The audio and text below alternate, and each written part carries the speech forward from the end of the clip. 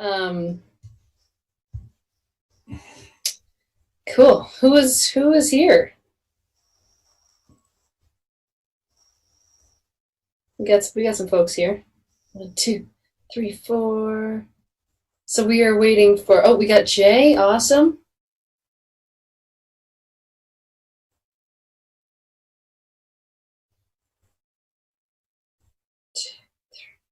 Yeah, we got everybody. Okay.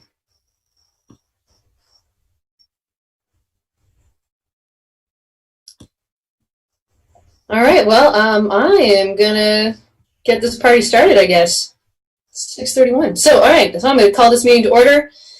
So the first thing is to review and approve the agenda, and I don't think we have any additions, but I am hoping to move up item 13, the equity action plan, to be right after our board appointments.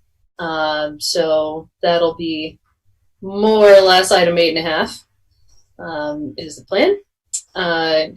Any other thoughts or suggestions on that? No, I'm happy with it. Cool, great.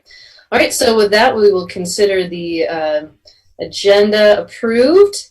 And so on to general business and appearances. So this is an opportunity for any member of the public to talk about any item that is otherwise not on our agenda. And if you would identify your name, where you live, and try to keep your comments to about 2 minutes, that would be great.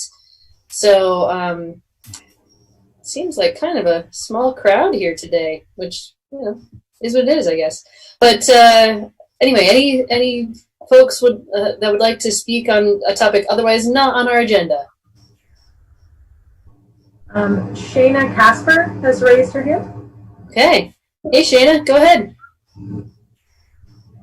I'm still muted. Yeah, Shayna Casper on Kent Street. I'll be speaking in just a moment, but I think first order of business is a big congratulations to Ann Watson on her wedding. Thank you. Woohoo! Awesome. Thanks. Yeah, it was a good day. Beautiful day. All right. Any other comments? Can't top that. All right, so we're going to move on then. Okay, so onto the consent agenda. So is there a motion regarding, hey, Bill, yeah, go ahead. Oh, and John. So Bill and John. So could you can remove the women's suffrage event. They're going to actually be canceling that. That's not happening. We got to voice, with Jasmine out, there was a voicemail left on her phone that we just retrieved. So that can be taken off the consent agenda. Okie dokie. And John. The June 12 minutes have vanished. I don't know. Elves got them or something. So they should be taken off the agenda too. Okay. Donna. The other change to the minute, you actually attached July 14th, but they're not listed here. I did? July 14th was when we did the tax rate, and that's the one that showed up twice. The tax rate. Yes, no, I know that. I didn't send out July 14th with the email I sent out. It's not listed in the agenda. Oh, I got you. Okay. The agenda only goes till June 24th. Gotcha. Okay. Yeah, that should be on there too. That's done. So removing a couple of items and adding one. Is that what I'm gathering? Removing June 12th and adding July 14th. Okay, and also removing item D. Any other comments or questions about the consent agenda? Lauren, go ahead. I had just noticed I did have a June 12th one that I don't know if it's the right one or not, but it had me listed as both present and absent. So I think if it was the tax rate one, I did miss that one, but just if you're fixing that one, John, for next time. Schrodinger's council member. Sure. I will admit I sort of cut short my my third pass. I did my second pass, but my third pass is where I get the crazy things. So I will fix that. Thanks. So, Lauren, you'd be okay with approving that if you were today? That's correct? Yeah, just Yeah. listed as absent, not present. Oh, this is absent. It's the June 12th that's going to be removed anyways. Oh, okay. Yeah, that was for next time when we see it again. Got you. Okay. All right. Any other comments or suggestions, deletions, additions? Do we have a motion? So moved. Second. Okay, motion and a second. And just to be clear, it is without item D or the June 12th, the June 12th minutes, but adding, was it June 14th or July 14th. July 14th. Okay, just to be clear. All right, so any further comments? Okay, all in favor, please say aye. Aye. Aye. And opposed? And opposed. Okay, great. So, so that carries. So we're gonna move on. Oh, yes, Bill. I noticed Jeremy Hansen is on the call, and I just want to know that if he's on the call about EC Fiber, I would just let him know that the council just passed the resolution to withdraw from that with that vote. Yep. Great. If he's not, he's on. Yeah. Okay, so we have a few appointments to make. So the way that I think it makes sense to go about this is to have all of the folks who are interested in being appointed introduce themselves for the various boards and committees. And then after we have gone through all of those introductions, then we as a council will go into executive session to discuss them and come back. Yeah. Okay. So the first one, the Community Fund Board. So as I'm getting that one up here, so for that one we have looks like we have 2 seats open, but 1 person having applied. Amy Cunningham. Do I see Amy? I do not see Amy. Oh, you're here. Oh, hello. Would you like to introduce yourself? Hi, I'm Amy Cunningham, 15-year resident of Montpelier, and this would be my second term on the Montpelier Community Fund Board. Great. Does anyone have any questions for Amy? Nope. Okay. Donna? No question, just to say you've done a great job, so I'm glad you want to come back. Thank you. It's a great group of people. I feel good about the progress we're making. Awesome. Okay, and so next is the that's on Donna. Did you have something else you wanted to? I have one for Bill. This one had people who had terms ending in 2022, 2021, 2020, and I thought we sort of had slots and people took a slot, so they were all ending at a more even time. It seemed very strange when these different terms were expiring. This is an administrative question about a committee and their terms. Oh, I see. So you mean the actual dates in those years or just the years? Because I think we wanted to stagger the years so that there was always continuity. Okay, well, they were just that there was only there were several that was 22, like half the committee's 22, and only a couple 21 and 1 20. So I think we should pay attention to that. That's an administrative question about committees, but it came up on this committee. Okay, thanks. We'll check on that. And the same is true for some of the other committees, so we can just look at all of them. Thank you. Okay, so for the Energy Advisory Committee, we have 3 spots open, and we have 1 applicant, which is Peter Lux. And is Peter on the line? 1, phone number there. So, Peter, are you there? No? Okay. All right, and then the third is the Development Review Board. And for that, there was one vacancy, and there were 3 people applying for it, Abby White, Jean Leon, and Joshua Kurtlink. And I think I saw Abby. Oh, Abby, would you like to introduce yourself? Hi, everyone. Good to see you. My name is Abby White. I am also a 15-year resident of Montpelier and really pleased to be considered for this board. So thank you. Any questions for Abby? Nope. Nope. Okay. And is Cameron?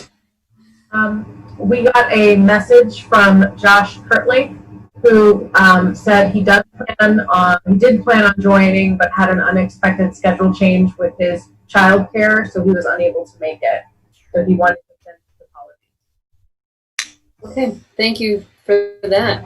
And again, we have a number on, so it's possible it's Jean. So, Jean, are you on?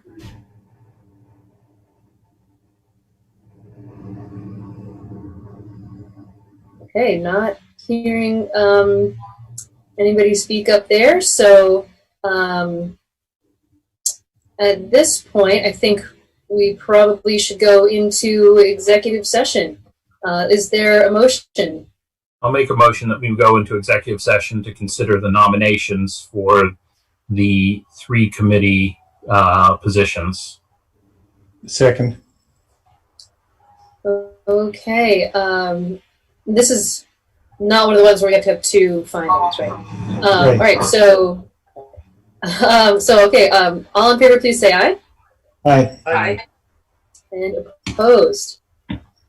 Okay, so the council is all gonna hop off of this call. We're gonna join a separate call, discuss things, and then we'll be back hopefully in a little while.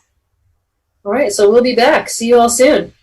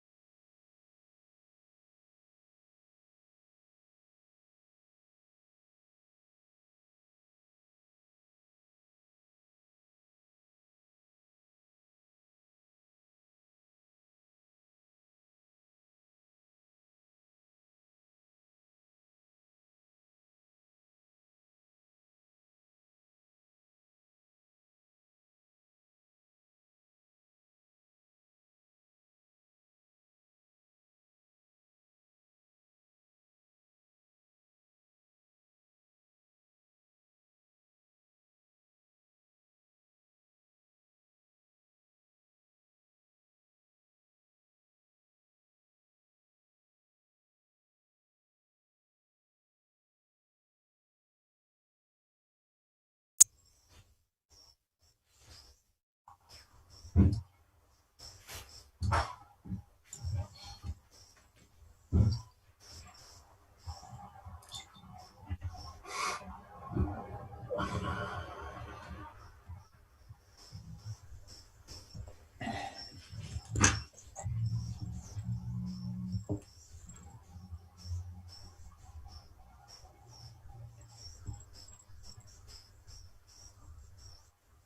we missing someone?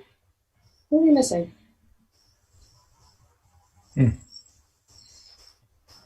Should get 7. Is Donna. Donna, that's right. That's Donna. I suppose we'll give Donna another minute or so. Donna Fate. Yeah. Oh, other Donna Fate.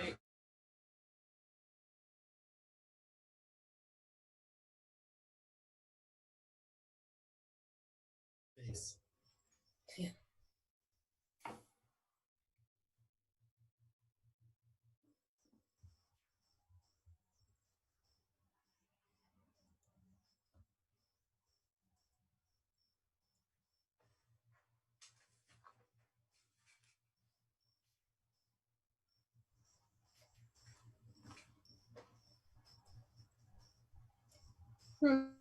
Well, maybe we should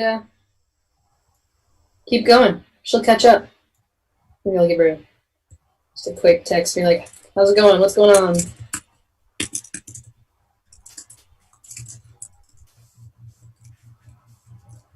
Cameron, I did appreciate you sending those links in one place so we can jump back and forth. So thanks for that. Yes, Not having to like dig through all the emails that come through when things are scheduled. So thanks. Okay, so just to keep moving, I'm gonna. It's she says it's not letting her in. I don't know what that's about. Curious. All right. Well, is there a motion to come out of executive session? So moved. Second. All in favor, please say aye. Aye. And opposed? All right. So we are back in regular session. And now I have a motion that we make the following appointments for the Montpelier Community Fund, Amy Cunningham; for the Energy Advisory Committee, Peter Lux; and for the Development Review Board, Abby White. Second. There's a motion and a second. Any further discussion? Okay. All in favor, please say aye. Aye. Aye. And opposed. All right. Well, congratulations to all. Thank you for your willingness to step up and serve the city. We're so grateful for all of you. And one of the things that we considered with the Development Review Board was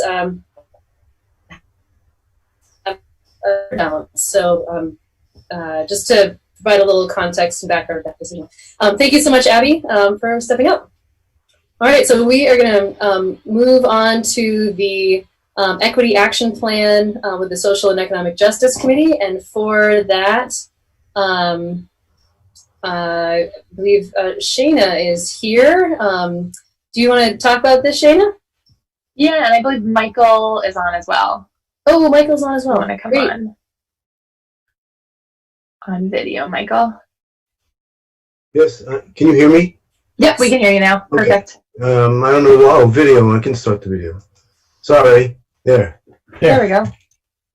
Oh, there's Donna. And Great. Donna's back. You made it. Michael, do you want to start or? No, I think that's fine for you to do that. Okay. We didn't plan this out quite yet. So yeah, Shana Casper, Kent Street in Montpelier, and chair of the Social and Economic Justice Advisory Committee. As you know, we got $10,000 from the city to hire equity consultants on behalf of the city, and want to make a proposal to enter into a contracted agreement that is with the proposal's terms that would be with the Creative Discourses. And so wanting to start moving forward with this together to be able to accomplish our goals of conducting an equity assessment for of Montpelier stakeholders to be able to better understand the opportunities and challenges in advancing social justice in the city's organizations and the community. And this proposal includes 10 one-hour remote work groups with city officials, formal and informal community leaders, and Montpelier residents at large. They'll have an online equity survey to assess people's experiences of working and living and playing in Montpelier, interacting with the municipality, and gather insights about the experiences of a diverse group of folks who live and work and play in Montpelier, and the impacts of local government, particularly with regard to underrepresented or marginalized community members. And this contract that we're looking at embarking on is just phase one of a multi-phase, multi-year project that will require continued funding through the city and city council. But the Social and Economic Justice Advisory Committee is also working on a plan to solicit grant funds and donations from the larger Montpelier community to continue bolster the work provided by Creative Discourses. So the full proposal is also included in the documentation that Cameron sent. And we're really excited about this and really hopeful that we can start working on this project as soon as possible. Anything to add, Michael, or any questions from the city? Yeah, you may notice that what happened in the change in calendar because of the COVID is that what we thought we had accomplished in 1 year can now only be accomplished in the remaining months of this fiscal year. So the other few parts of it have been moved back. We had really moved the calendar around. And the creative discourse people really emphasize the importance of spending a lot of time on this first phase, where we will not only be gathering information, but we will be making contact in the community. So they were really reluctant to compress the calendar for phase one in order to really get a very strong basis for going forward with phases 2, 3, and 4, I guess is the number.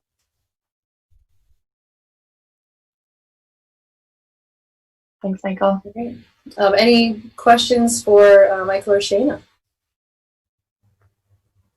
Okay, I mean, this seems like a great plan, and I appreciate that they're taking the time to do some information gathering to get to know us and, just how we can be better. So, I think what you all are looking for. Oh, Jack, go ahead. Move that we approve the contract as proposed. I'll second it. I was going to say, I think it might need to be that we're authorizing $1,000 to anyway, Cameron, you were going to say something. Go ahead. I was just going to make a suggested recommended action. That would be okay. Yep. So right now what we're doing is hopefully authorizing the city manager to accept Creative Discourses proposal on behalf of the committee, and then give us permission to enter into a contract agreement that is consistent with those proposal terms. Yeah, I think that's what I said, isn't it? Yes, yes. That's my second too. Yes. Right, exactly. Perfect. So, oh dear, I might be frozen. Can you hear me? Okay. All right, so there's a motion and a second. All in favor, please say aye. Aye. Aye. Oh no, I keep freezing here. That's not good. Okay, so I didn't hear anybody say aye just now because it froze. So I'm gonna do it. Try again. I'm gonna do it one more time for my own sake. All in favor, please say aye. Aye. Aye. Oh, okay, great. And opposed. Okay. So the motion passes. Thank you, and looking forward to you all getting started with this great work. And I see hands from Donna and Lauren. Go ahead, Donna. Well, I just want to say what a wonderful proposal and material you sent us. But also there's one paragraph that really is really important. I think we have to highlight it for the community, that this is about not just racism, but all the perpetual biases. sexism, heterosexual, classism, ableism, and etc. And I really want us to keep that broad focus. So I really appreciate the paragraph in here that highlighted that. Thank you. Thank you. Yeah. And Lauren. Yeah, I just wanted to take a moment to thank the committee who's been working incredibly hard. And, you know, it's been a long time of figuring out how to move forward. And Cameron as staff has done incredible work, as well as the many volunteers. And just reiterate my appreciation to council too and the community for approving this as part of our budget and maintaining it through these really challenging times. But I think this work is going to be really valuable for the community, and you know, knowing the ongoing conversations we're having about racial and other kinds of social justice, I think it's a really timely and important conversation. So excited to move forward, and I think this the consulting company is going to be great and has been very flexible with, you know, trying to make this work in a time of COVID when we have to be nimble and maybe do things a little differently and adjust it. So appreciate that as well. Thanks, everyone. Thank you. Couldn't have said it better. Thank you, Lauren. Thank you, Cameron, and thank you to the committee. Same here. Great. Well, we look forward to creative discourse. Creative discussion. Yes. Yeah, creative discourse. Getting into the work. So, and you all as well. So, thank you so much. All right. So, moving on to the next item is the Park Street closure. So, for this, am I turning it over to Bill or Cameron or someone else? Hold on. Hi. So we have been in discussion with the schools, and I see Andrew LaRosa is on and can probably talk about this more betterer than I can. But because you may recall 2 years ago, we closed Park Avenue for the playground, the temporary playground. And the school would like to do something similar to that this year for different reasons. It has to do with the way they have to unload kids from buses and line them up due to COVID and the testing and those kinds of things. We're still working out some bus routes, so I think there may be, there still may be stuff to deal with that. But as far as the closure itself, I'll turn it over to Andrew to take it from here.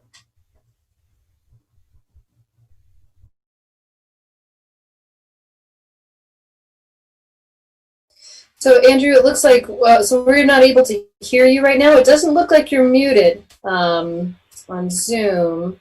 Right now. Yes, now we can hear you. Yeah, I got to go through my phone. Yeah, as part of the AOE's reopening guidelines, we have to pre-screen all the kids before they enter into the building. So, and that combined with the pod model that we're using at Union of being able to track kids and their interactions with each other, we need to, before the kids enter onto the site, we're going to take their temperature. They're going to go straight to their teacher or pod teacher. From there, they'll be escorted into the building and into their classrooms. So we have to stage 450 kids safely outside, and we just don't have the space anywhere other than Park Avenue to do that. We'll be staggering the bussers and the walkers, so they'll actually probably end up going inside of two groups, but there's probably going to be some overlap. So yeah, we need the space to do it safely. And then same thing with release times. We aren't going to just fling open the doors and send people out. We're going to be releasing walkers. We're going to be releasing specific kids if they're getting picked up by a car. We'll be releasing them specifically. And also for buses, we need to queue everyone up and get them back onto the bus that they came from. So it's just a matter of space.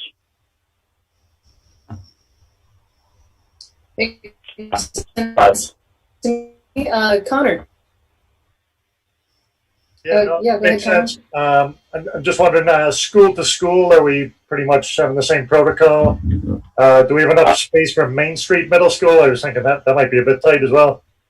Well, Main Street's a little bit different in that the kids are obviously older, so we can kind of tell them where they need to go. We're going to be entering into Main Street on either 5 or 6 different entrances, so they'll be spread out a little bit more. UBS, we're going to go through 2, and it's more the control piece of that. The older kids, we can kind of tell them where to go, and they'll get there. And the high school is a different scenario in that half the students will be going in a morning session, half will be going in the afternoon, and they'll be entering in through 2 entrances. So that one's going to be, again, that'll be much easier to control. Jack.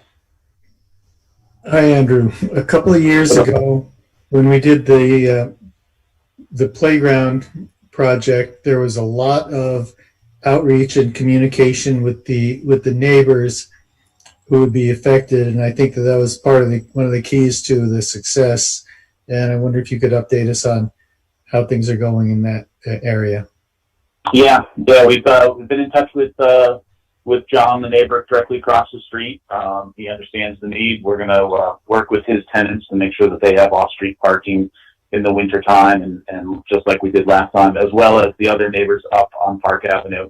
Bill and I were contacted by them this afternoon, or maybe it was yesterday, but we've talked about some of the issues that we had last time, and we all agreed that we learned a lot. We'll just be a little more proactive on this, but they're all, I don't want to say they say they're supportive, but they're not here saying that they don't want it to happen. So I think they are supportive of and understand. Let's go with understanding of the need. And you told them that this is going to be on the agenda tonight, so that they knew to be here if they wanted to be. Okay. Yeah. And we've talked to them about, last time we provided a couple parking spaces on Loomis for the resident that was blocked, and we said we would do that again. So they understand that. One thing I think, Andrew, it's clearer now. I know, and I was out last week, so I know you've had some conversations. At one point, it wasn't clear whether this was going to be all the time or just sometime, and I think you've now at all the time. Our expectation as a school district is that the guidelines by the AOE that have been put in place will be for the whole school year. Now that may change, but we're anticipating we need that pre-screening through the whole year. Closures will include nights and weekends. Is what it was. Yeah, just for safety. Every time we talk with Bob and the police chiefs, just sort of getting people in the habit of knowing that that road is closed versus, I think it's open, I think it's closed. Closing it just seems safer. Just gets people in the habit of not making that turn. And we'll do like we did last year. We'll have a custodian or a teacher park their car in front of the barricades during school hours, so there's just a little extra buffer there. Now, the other question I had, and again, I apologize. I know we should have covered this. You would have covered this last Friday, but I wasn't there on our normal weekly call. You're not doing the buses up on Hubbard Street this year, right? They're all dropping, right? As I understand it, I know Libby Libby and Stacy with the bus company are deep in the throes of figuring the bus routes out. But as I understand it, we're going to be, the guidance prior to this was, prior to the latest guidance, and I'll have to go back and look at what they changed for the buses. But basically, you were assigned a seat, you got on that seat, and then at night or in the afternoon when you got back on the bus, you went in reverse order. So nobody has to walk by somebody sitting in the seat. So with that all in mind, the idea is that we bring a bus on Loomis, park it, kids get out, that bus leaves. A few minutes later, the next bus comes, and we'll reload that same way. So that's what I short answer is no, we're not going to put the buses up on Hubbard again. Thank you. Dan. Yeah, a couple questions. The fencing material, is this going to be similar to the Park Street closure before where there was permanent posts, or are we talking more barricades? More barricades. We're using a similar style that was put out on Langdon Street for a couple of reasons. We get to reuse them again, and we actually talked about the city about maybe being able to share them. We get to reuse them again. They're about the same price as putting in a chain link fence. And when it came to plowing and things like that, it just gives us more flexibility. we don't know how this is going to evolve. So it will be movable barricades, but similar to the ones that are down on Langdon Street. And will it be fenced in totally like it was before, where you create that sort of enclosure, or are you just barricading this? Okay, so it'll go down. It'll go down the sidewalk. Okay. And along the lines of some of the neighbor concerns, and you may or may not be able to answer this, and some of this may go to the city and to Donna, but I received questions from some of the neighbors about clearing the sidewalks with the plow, and presumably with these new barricades that will make that process easier, and that the plowed street, snow, and sidewalk isn't piled up in front of houses or drives. Have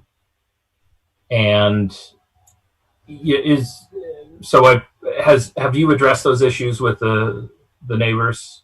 Yeah, Phil and I. It's Jeff, correct? That's the neighbor up the street. Yeah, that was one of his specific concerns, was that snowbank. And really what it was last year was we ended up plowing, we dumped it up at the top, and it was a matter we got so much snow last year that everybody kind of got behind. So what we'll do is we'll just make sure that this year we don't get behind, and we make sure that there's an easy drive out of there. So that was a concern, and we're aware of it, and we'll be ahead of it this year. And this question, my last question, I think is maybe more for Bill or Donna, is with Hubbard Street. Is that on the agenda to be repaved or reworked, especially the stretch from Liberty Street to Park Street seems to have really taken a couple of hits. And if there's more traffic as a result of this closure, has there been any thought to maybe doing at least some emergency patching to help with this traffic flow? I'll let DPW answer this one. Thanks. We're sharing a computer here, so apologies for that. We've had technical difficulties with my computer. So yes, we can do some patching that can ameliorate some of the concerns. We don't have a plan to do much more than that at this point. We can certainly engage in discussions. We want to create a safe situation, but right now patching would be what we would be looking to do. Okay, and maybe along those lines, actually, sorry to ask one more question, but has there been any thought to maybe removing the on-street parking along that corridor of Hubbard Street? Because I know when people park on the side of Hubbard Street, it really narrows that road and it becomes impassable as a two-way street, particularly in winter, but certainly even in summer and fall. And if this is going to be a high traffic area again, because of the blockage of Park Street, would that be on your radar? So Dan, I'll jump in here. And that also, could be the purview of the city council if you think that's something we lived with that last time. Obviously, there were barricades up in the morning and the afternoon, but people could then park there during the day. As I recall, it wasn't no parking. Well, this would be along Hubbard Street, not necessarily along Park. Yeah. Okay. So the way it worked 2 years ago is that school staff went out and put barricades. Oh, right. That's during the actual bus time, but the rest of the time it was open to the public. It wasn't closed all the time. I think the counter to that is when you close Park Ave, there's a whole bunch of parking that teachers and school staff and parents and everybody use, and it's already a really tight situation for the neighbors and everybody else there. So, we certainly could block off even one side of parking, and I've been through there myself. You're right; it becomes one way, and you have to kind of work your way through. I think that usually for us, the biggest criteria is whether we can get an emergency vehicle through. That would really prompt us to, at least for us, to propose action. And I don't think we've experienced that, but we can take a look at that. We can talk to our team. Okay. I'll let someone else. I just want to support Dan that condition of the road no matter what's happening in Park Ave. Donna, if you can hear, I think I might be frozen. Go ahead, Donna. Yeah. That part of Hubbard Street, no matter what's going on Park Ave, is just in terrible condition. It's big holes that grab your tires. And so when you have just those 4 or 5 cars parked there, it's really bad year round, let alone when snow builds up. I really think we ought to look at it for everybody's safety as well as emergency vehicles. But a fire truck's not going to fall in that hole like my car will fall in that hole. Thank you. Does this sound like the kind of thing, Donna or Bill or someone that we can look into and follow up on? Okay. Definitely. Okay, super. Any other questions or comments on this application? No? Okay. I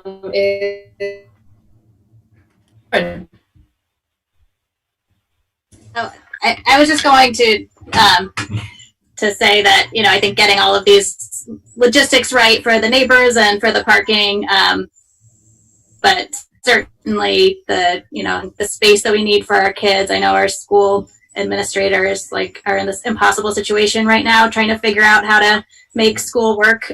So just appreciate the school administration and the work that's going into trying to keep our kids safe. You know, having 2 kids who are going to be going there, you know, knowing that they have the space they need to get the distance and have the screenings and all of that. So I'm glad to see that, you know, we're trying to make it work and, you know, make sure that we can get the logistics work for the neighbors and everyone as well. But just wanted to add that in.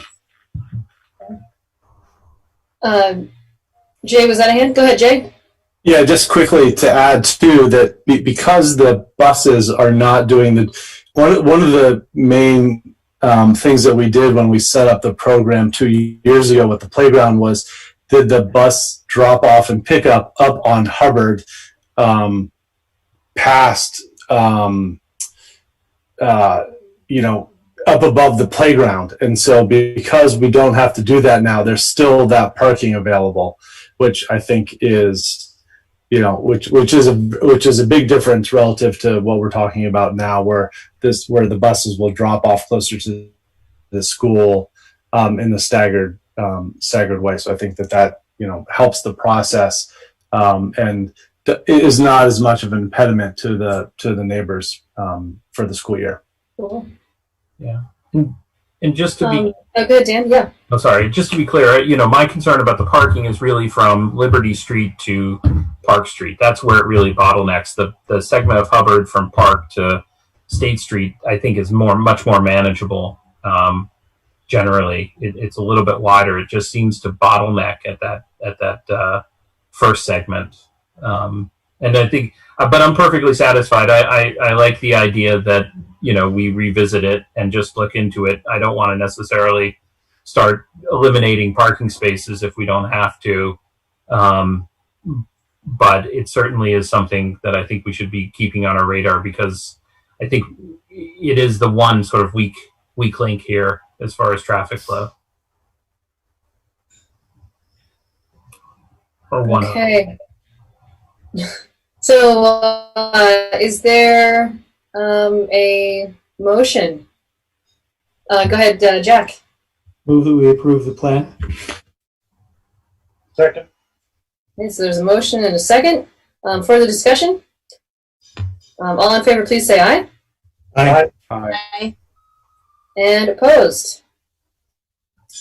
Okay, so we've approved the closure of Park Street plan. So thank you so much, Andrew, for coming to tell us about this and help us understand it. So great. Thanks. Hopefully we have a safe school year. Absolutely. Absolutely. You got the best superintendent in the state right now working for you. Awesome. It's encouraging. Thanks.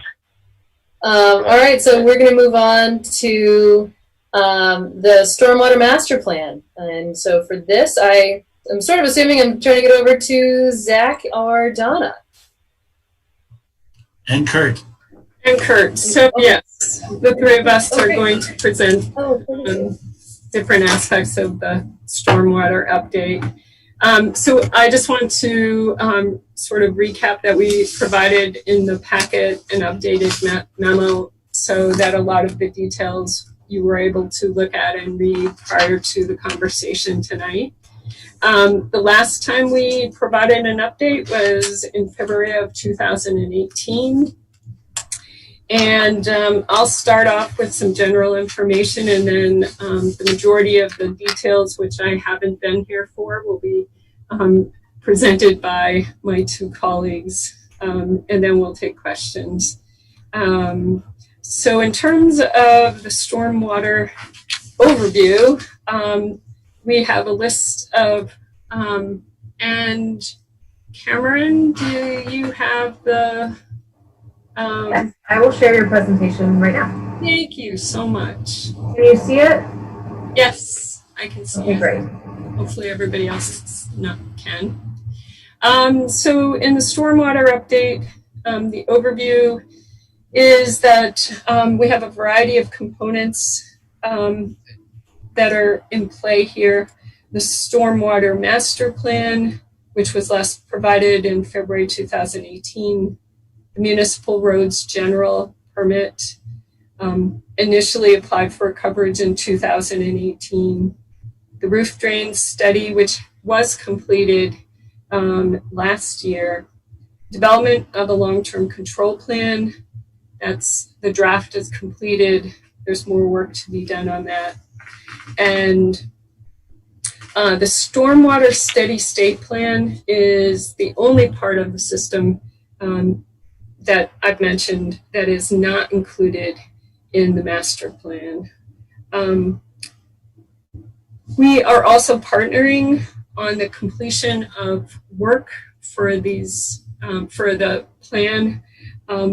We work directly with the Friends of the Winooski, which has been a real positive experience for us.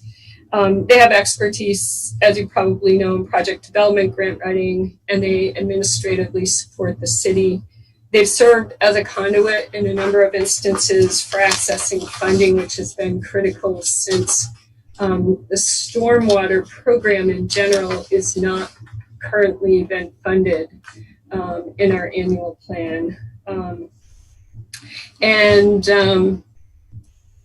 We've also worked with the Regional Planning Commission on a variety of initiatives. So collectively, we're making progress.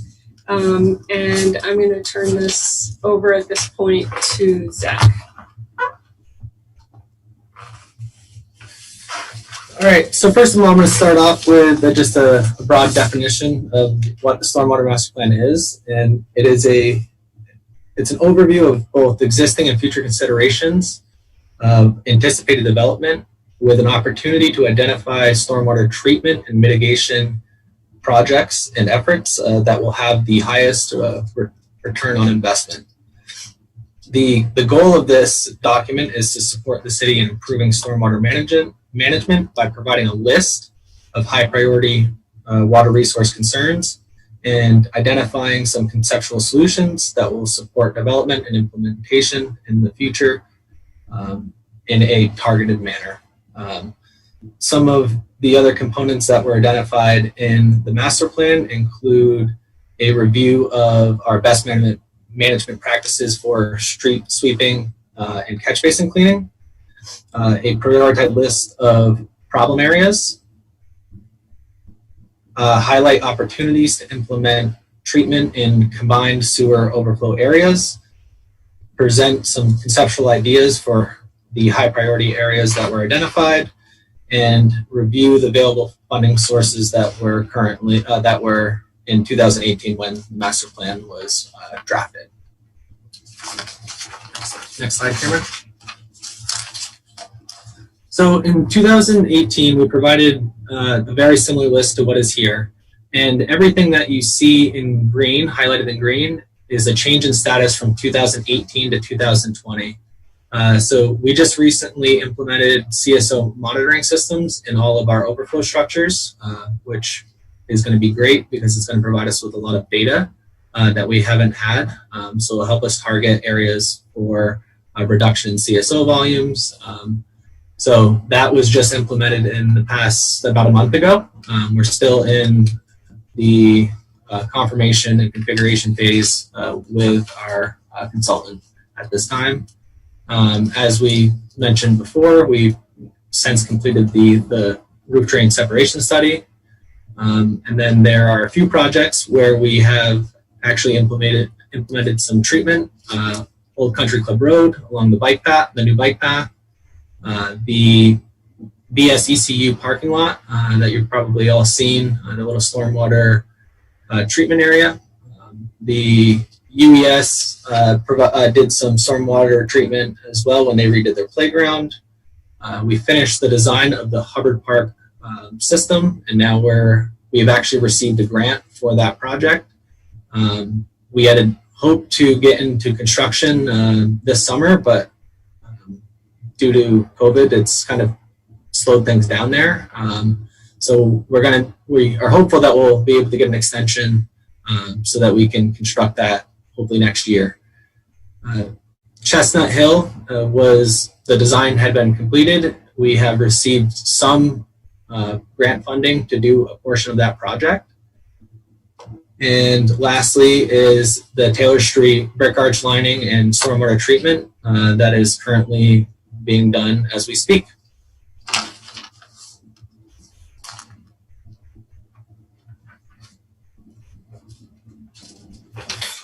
All right, so this slide, oh, a little feedback there. Excuse me. This slide is really about, wait one second. Technical difficulties here. All right, let's try that again. So this slide is really meant to illustrate sort of the different projects that come up related to stormwater quality. There's always a surprise, there's always a new issue. So, the document really has to be fluid and the Public Works Department really has to be able to adapt to new issues that come up. I'm not going to go through all these projects, but the ones that are really most aligned with the stormwater master plan is the items that involve actually treating stormwater. So that would be the Taylor Street reconstruction, which is active right now. There's porous pavements, infiltration chambers that actually clean the stormwater. Also, One Taylor had similar features, and Wheelock Street was identified in the plan as a potential stormwater quality treatment system. But there's other projects on here that are related to reducing CSOs and also erosion issues that come up. Might have an outfall that's fine for many years, and then you get one big storm and it starts to unravel, and that has to become a priority for Public Works. So it's just kind of to indicate or illustrate that it's always changing, it's always adapting, and new projects are always coming up that we have to address.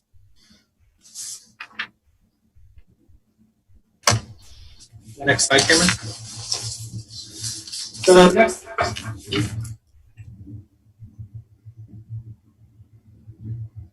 Next, I want to talk about the municipal roads general permit, which we first applied for coverage in 2018. When the stormwater master plan was developed, we knew that we were going to be required to under a permit, but at the time we didn't know what that was going to look like. We have since been under, since 2018, we have been under coverage, and now we've been working on the projects that were identified through this permit. So there was an inventory that was completed in addition to applying for coverage, and not all of the projects that are required for us to, under the MRGP program, are identified in the stormwater master plan. So we wanted to take this time to talk about both components because they're both important to stormwater quality.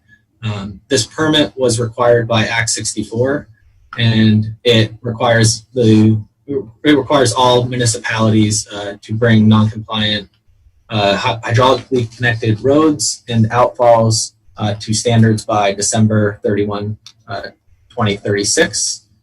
All right, next slide.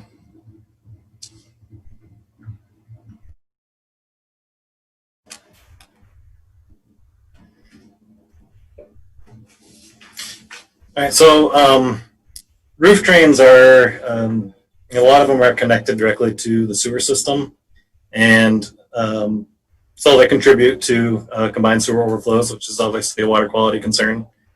We 2 years ago, we got a $50,000 grant through the Lake Champlain Basin Program to update our roof drain study. There was one originally prepared in 1995.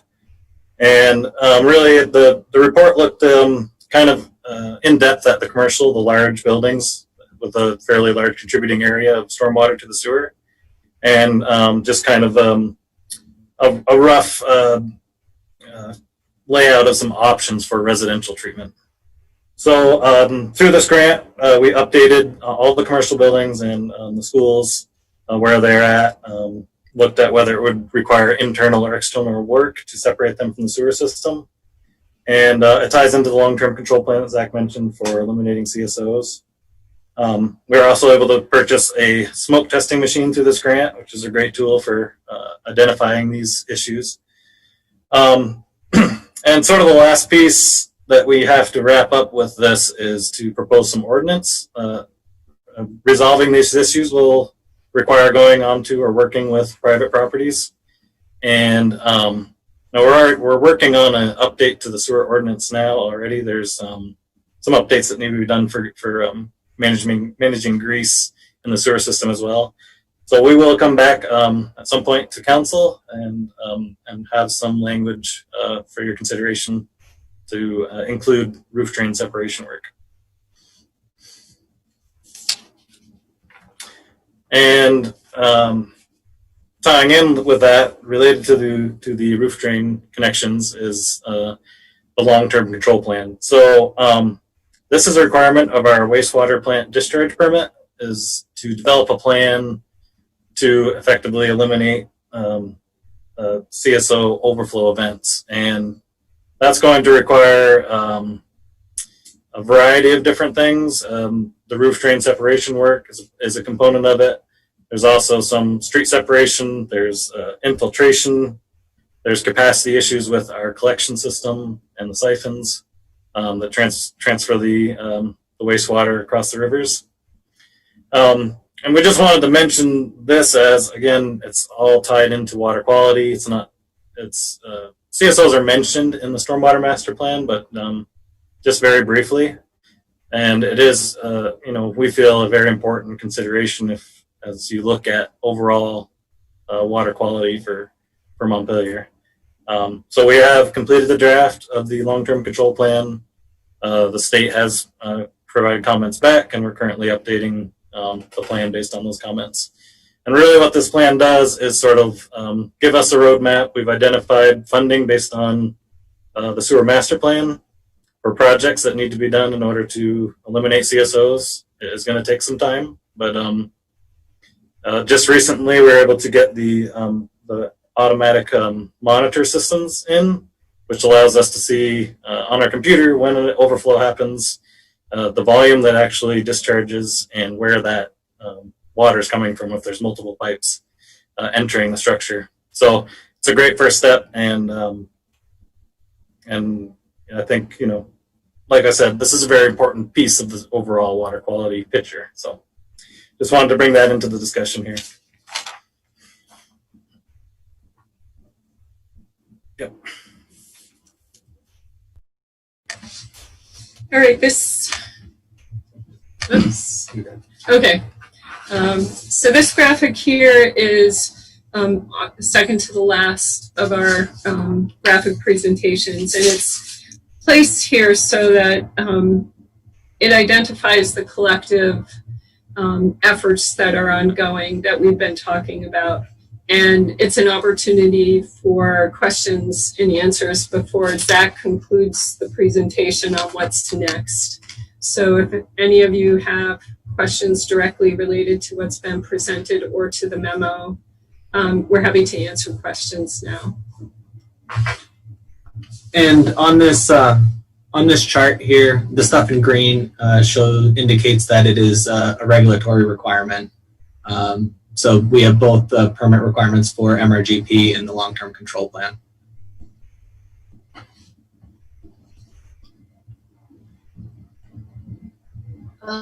Great. So am I to understand that you all are done with your presentation then, and which is okay? We have one more slide. We can just do We have that. one more slide. Okay, sorry. Please. So what's next for us is that in the fall we need to provide a draft update to the state of Vermont of our long-term control plan. So we are currently going through those edits now. We have an intern working for us, and she's actually been able to go through and address a lot of the stuff that has already been identified within the long-term control plan and the draft plan. And the next step is to finish up our draft and get it back to the state for review. In addition to that, by the end of 2020, under our municipal roads general permit, we have to have a stormwater management plan in order to be in compliance. So we will be giving this, it actually goes to regional planning, who submits it on our behalf to the state of Vermont. So that'll be due by the end of 2020.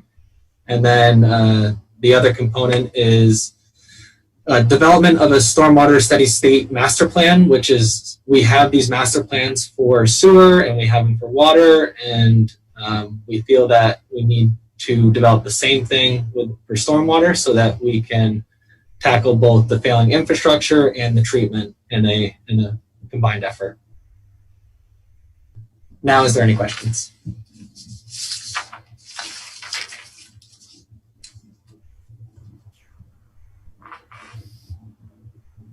Okay. Any questions for this crew? I have lots of questions and some ideas and comments, but I'm going to save them for now.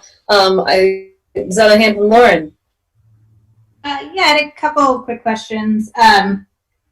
One, I was just curious, when you mentioned that part of what you're working on for the CSOs is a proposed policy. I was just curious what the timeline of when we might see a proposal on that.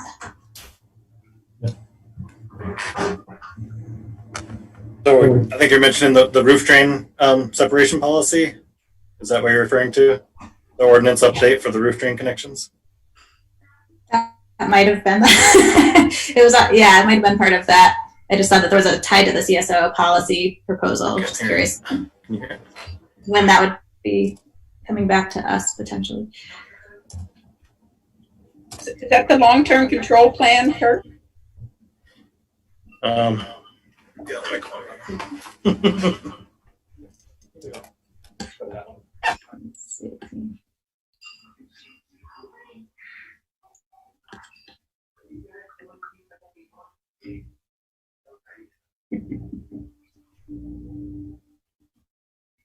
Somebody want to tell him that we can't hear him? That we can't hear you.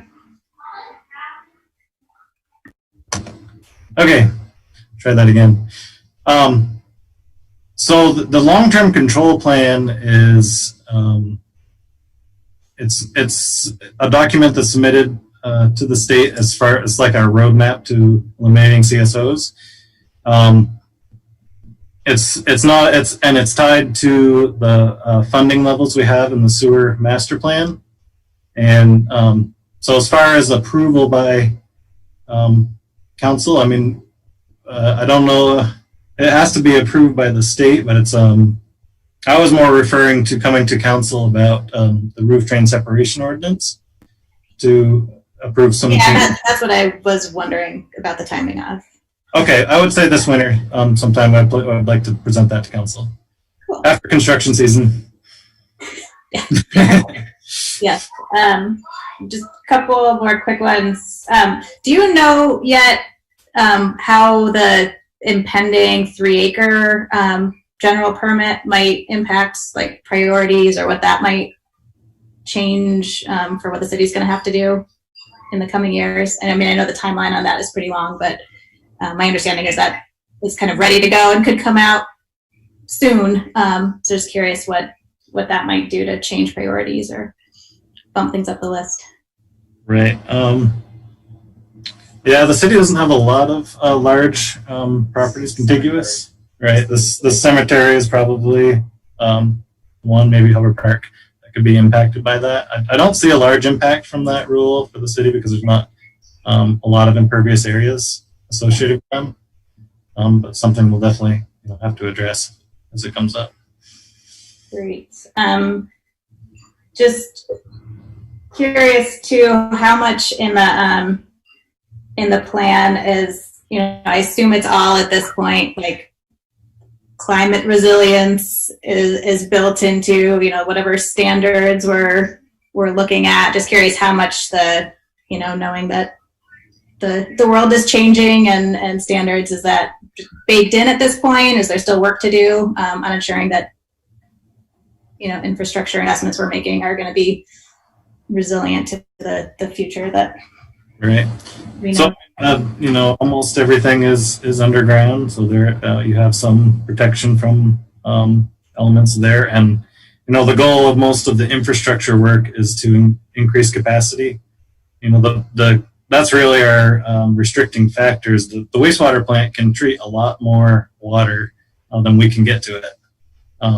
So our approach is to preserve infrastructure while at the same time increasing capacity. So things like lining the concrete pipes with either epoxy or plastic, which will reduce the friction, get it there faster, but also preserve the asset. So you're sort of getting two benefits out of the investment.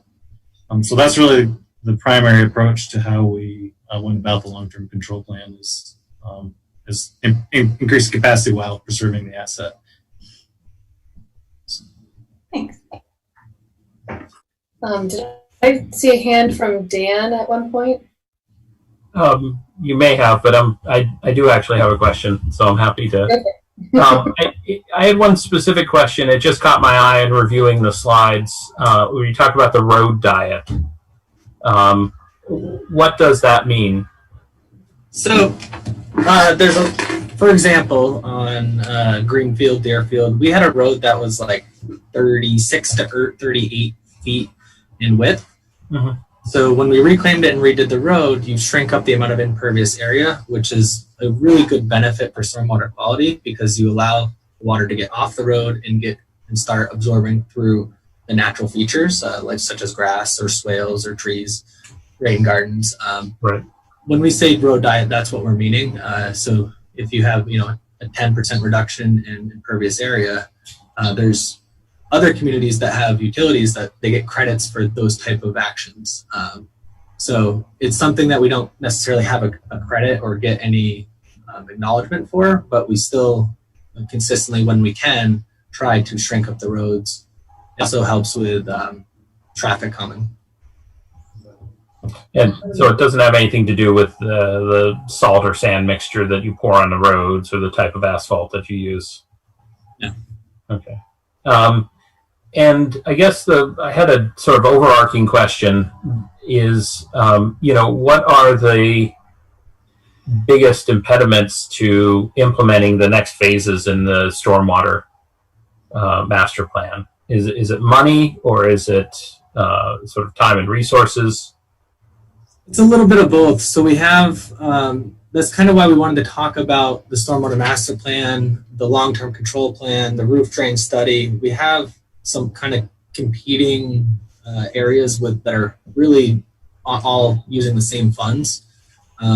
So, we've talked about developing a stormwater utility so that we can address all components of it. That's right now we're kind of, we're lacking funding and resources to really capture all sides of the picture. And when you say develop a stormwater utility, do you mean sort of a utility district that deals strictly with stormwater that has its own budget, or? I'm sorry. It's like an enterprise fund that is related specifically to stormwater improvements and other areas that have been successful in implementing that. I think there's 5 in all of the state of Vermont. They put a portion towards infrastructure, put a portion towards public outreach, put a portion towards stormwater treatment. So it's a way that they can kind of hit each piece. So I'm going to jump in here because I just want to clarify that. So you're picturing a potential stormwater utility as being a part of the long-term control plan? Not completely. They're kind of two things that go together, but not really within the long-term control plan. Okay. I want to talk more about that, but I realize I'm interrupting Dan. So if there's anything more you had there, Dan? No? Okay. Donna. Yes, it was about the road diet. Now, is that going to be, I mean, many of you will know the Berlin-Barry Montpelier Road, that was the road diet of reducing the car lanes. But in the complete streets that we've adopted, part of the road diet in neighborhoods of the streets you listed that don't have sidewalks would be to make sure there's some space created to be shared for walkers and bikers. Is that part of your plan? So we do consider that, and that's why we work with Corey pretty closely to make sure that when we want to narrow a street down, that it's not it's not going against initiatives that are in the bike ped master plan. So we kind of work together in areas to make sure that if it's identified in a different plan or a different document, that we're not just reducing for stormwater purposes, but we're trying to be cognizant of all of the considerations. Right, because there's road diets to reduce the car lane, but to have space for other modes. Okay, please keep that in mind. We do, and I work really closely with Corey to make sure that we're not. Thank you. And all the information provided tonight is very, very helpful. Thank you. That's a great question, Don, and I think that's something for the council to keep in mind, is that sometimes we have goals, important goals and priorities that in some ways conflict with one another. And that, and we've used this example in the past that, one of the best ways to deal with stormwater is to have more, less impervious surface. So you narrow the roads, have more dirt and drainage and those kind of things. But at the same time, we have a policy of wanting more bike lanes and more sidewalks, which really would call for widening and creating more spaces. So while they're both great things to have, I think we need to, DPW is doing it right, but I think it's just important for the council to remember that they can be at odds with one another, even though they're both good. So, we kind of have to pick and choose. This is a road that we're going to opt to keep the bike and ped lanes on. This one, maybe not, so we can get more, better storm runoff. So. And Northfield Street is a really good example of that. We wanted to put in an uphill bike lane, but what that meant is that it triggered us to do some stormwater treatment with that project. So because we wanted to do the initiative and have that uphill bike lane on Northfield Street, we created more impervious area, which then triggered us to do some treatment of the stormwater. So would this be a decision in the future of these streets done by staff, or are they going to come back to the CIP and then the council? Typically, we use our planning documents to guide us. So Corey works closely with you about priorities within the bike ped master plan. So we use those documents to help really prioritize what we need to do. If there was something controversial, I'm guessing we would come back and ask for a recommendation. But the ones that we've come across so far have been pretty straightforward. Thank you. Yep. I may jump in here with some questions, unless other folks have some questions they want to ask. So I dug up the 2016 Stormwater Master Plan just to, look at the things that were listed there, because as I had recalled, it seemed like, there was this incredible list of things to do. And I just want to say, just looking at the list of things you all have accomplished in the last 4 years, it is awesome. It's an impressive amount of work for even just 4 years. So thank you. Awesome. Keep up the great work. It's really encouraging. Looking at the old Stormwater Master Plan, there were some projects that were not addressed in this, and I think that's because they were private. So it makes sense that it's not in our purview to make those kinds of projects happen. But I just want to note them. Some of the problem areas that were discussed in that 2016 plan were the Jacobs parking lot, sort of behind. I guess it's now Rabble Rouser. So behind there, or the parking lot at Shaw's. also like behind the Coulter's Garden on the Barry Montpelier Road. All of these were private properties that need addressing. And I'm just before I jump in, I'm guessing you all, I don't know, like I don't think we would have necessarily kept track of whether or not work had been done there. But do you happen to know with like those 3 sites, for example, if work has been done? No work has been done on those sites in specific. I think a lot of our approach was doing some of the easiest stuff first. A lot of the stuff that was that was public that we could easily tackle. And then we also partnered with the Friends of Winooski, who helped do the credit union project. Right. So we really rely on those partnerships to help get some of these private projects done. But there's also the funding issue that we don't really have funding for them. So, when we repaved College Street at the time, we had applied for a grant to do swales. Well, we were already in motion to pave it and we didn't get the grant. So it kind of is what it is at that point. I mean, we had to pave it, we had to improve the street, but we missed it didn't get funded. So that's why we are bringing up, kind of the competing issues in the funding discussion, because if we don't get grants, then it prevents us from being able to tackle some of these things that were identified. And so funding right now for these kinds of projects, if we don't get grants for them, would they be paid from like this charge? Can you cut out for a second there? Oh, okay. So if, let's say we didn't get grant funding for something, we have this like water sewer benefit charge. Does that help to pay for some stormwater improvements?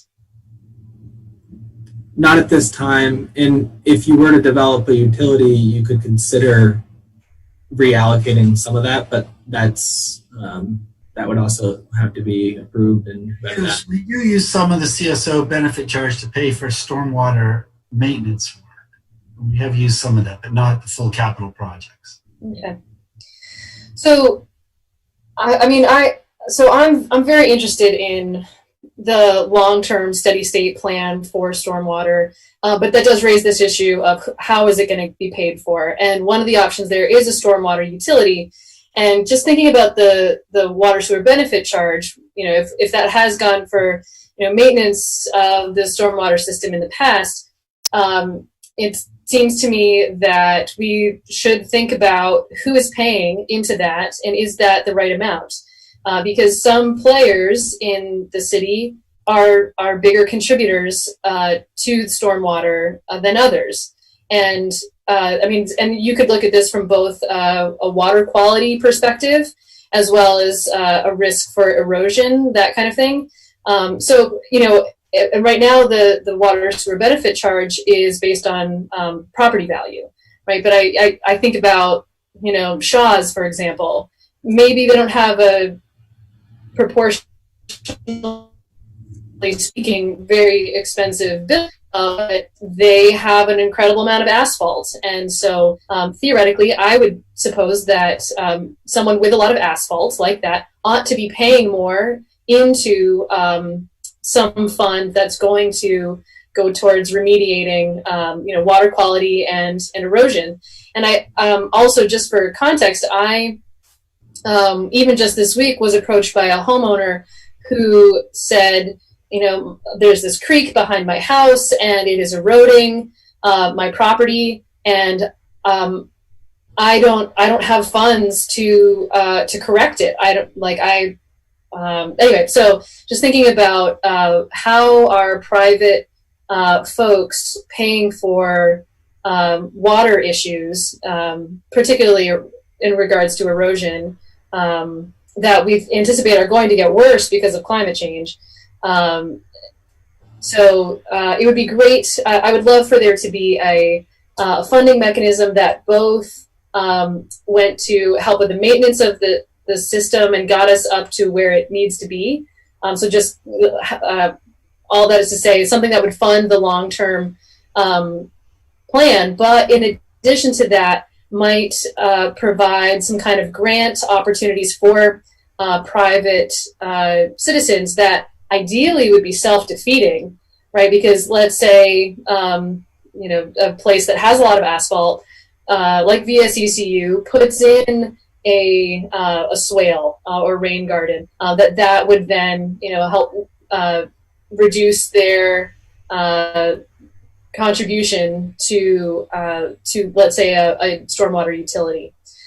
So this is something I've been talking about for a while, and even just knowing that you all are like open to that idea, I think is really helpful and interesting. And I think if we were to go down that road, it could potentially reconfigure the water sewer benefit charge. So I just want to put it out there. Hang on one second, Lauren. I just want to put it out there that this is something that I am very interested in and would love to dig into with a small group of folks if others are interested. Focusing on who's paying for stormwater management now and who should be, and how do we configure that. Just want to put that out there as like basically as a stormwater funding study group. I'm not sure if I want to do like ask right now, like anybody else interested, okay, so they're interested, and then maybe we can see if there's other maybe there's other members of the public who might be interested as well. Fabulous, great. Little stormwater working group. I'm very interested in it as well. I've attended a few conferences and seminars about the creation of a utility and what other communities are doing. So just trying to learn how to do it and what that looks like, because there's a lot of different ways that it can be done. Cool. All right. So I saw a couple waves there. Thumbs up if anybody else interested in talking about this. Oh gosh. Oh, there's too many of us actually, because I think we can't have a quorum, right? 1, 2, 3, 4, 5. There were 5 folks interested. So I might actually just bow myself out of this. Is that a good idea? I don't know. We can talk about that in a minute. I'm gonna pause that conversation. Let's come back to that at the end. Other thoughts, questions. Actually, I have one other thing before I stop talking. I just want to note, I think I said this to you, Zach, but I know you're replacing the brick arch lining on Taylor Street. I know I said this to you before, I just want to say it again. I would love to see any pictures, if any exist, of that infrastructure, because I just think that would be super interesting. All right, we'll make sure we get some to you. Awesome, thanks. Other thoughts, questions, ideas? Lauren, and then Dan. No, I just kind of piling on it. I'm glad there's so much interest in the stormwater utility idea. I think one other piece that I think would be really exciting is a lot of conversations like I've had with developers and others about how you could get creative about doing stormwater projects where you could pool multiple properties so that you could save money for, individual people's obligations, but get better stormwater outputs and stuff. So I just think there's a lot of potential. So just excited. And sorry, it's really loud at my house all of a sudden. Apologies. All good. Dan. Yeah, I guess I would strike a note of caution on some of this. One is I'd look to see what other municipalities in Vermont have done and where the authorization has come from, because of the Dillon's rule state that, other states may be able to do this because they have greater authority. I know that Morrisville has done this, something similar with their wastewater, especially with the breweries up there. And they've run into some issues. I think we just have to be careful if we start to impose these type of utility charges that we make sure we don't, as you suggested, cause people to lose incentives to improve the stormwater treatment on their own properties, or put people in a very difficult position where they have to choose between, improvements to the house or fixing a longstanding existing drainage system that predates their ownership. And I guess, it's just being in a river valley like we are, water flows everywhere. And I think we just have to be thoughtful about any approach in this direction. That's all I'll say. Fair enough. It's a good call. I mean, I've also heard South Burlington has done something similar. At least there's some folks that we can look at. It'd be interesting to see if they have particular permission in their charter to do something like this. Well, that's what I would want to know, is where they get the authority to, what the source of authority is and the scope of authority and what their plan, what they do from it. Because I'm sure it's 6 different versions of it if it exists. Yeah. So Zach, you said you're also interested in this? Yes, I am. Just to come back to But you can have 5 at this. If we only had, we can only have 3 of us as council members on such a group. So who's like super excited, passionate, wants to do it? Now everybody's gonna back out.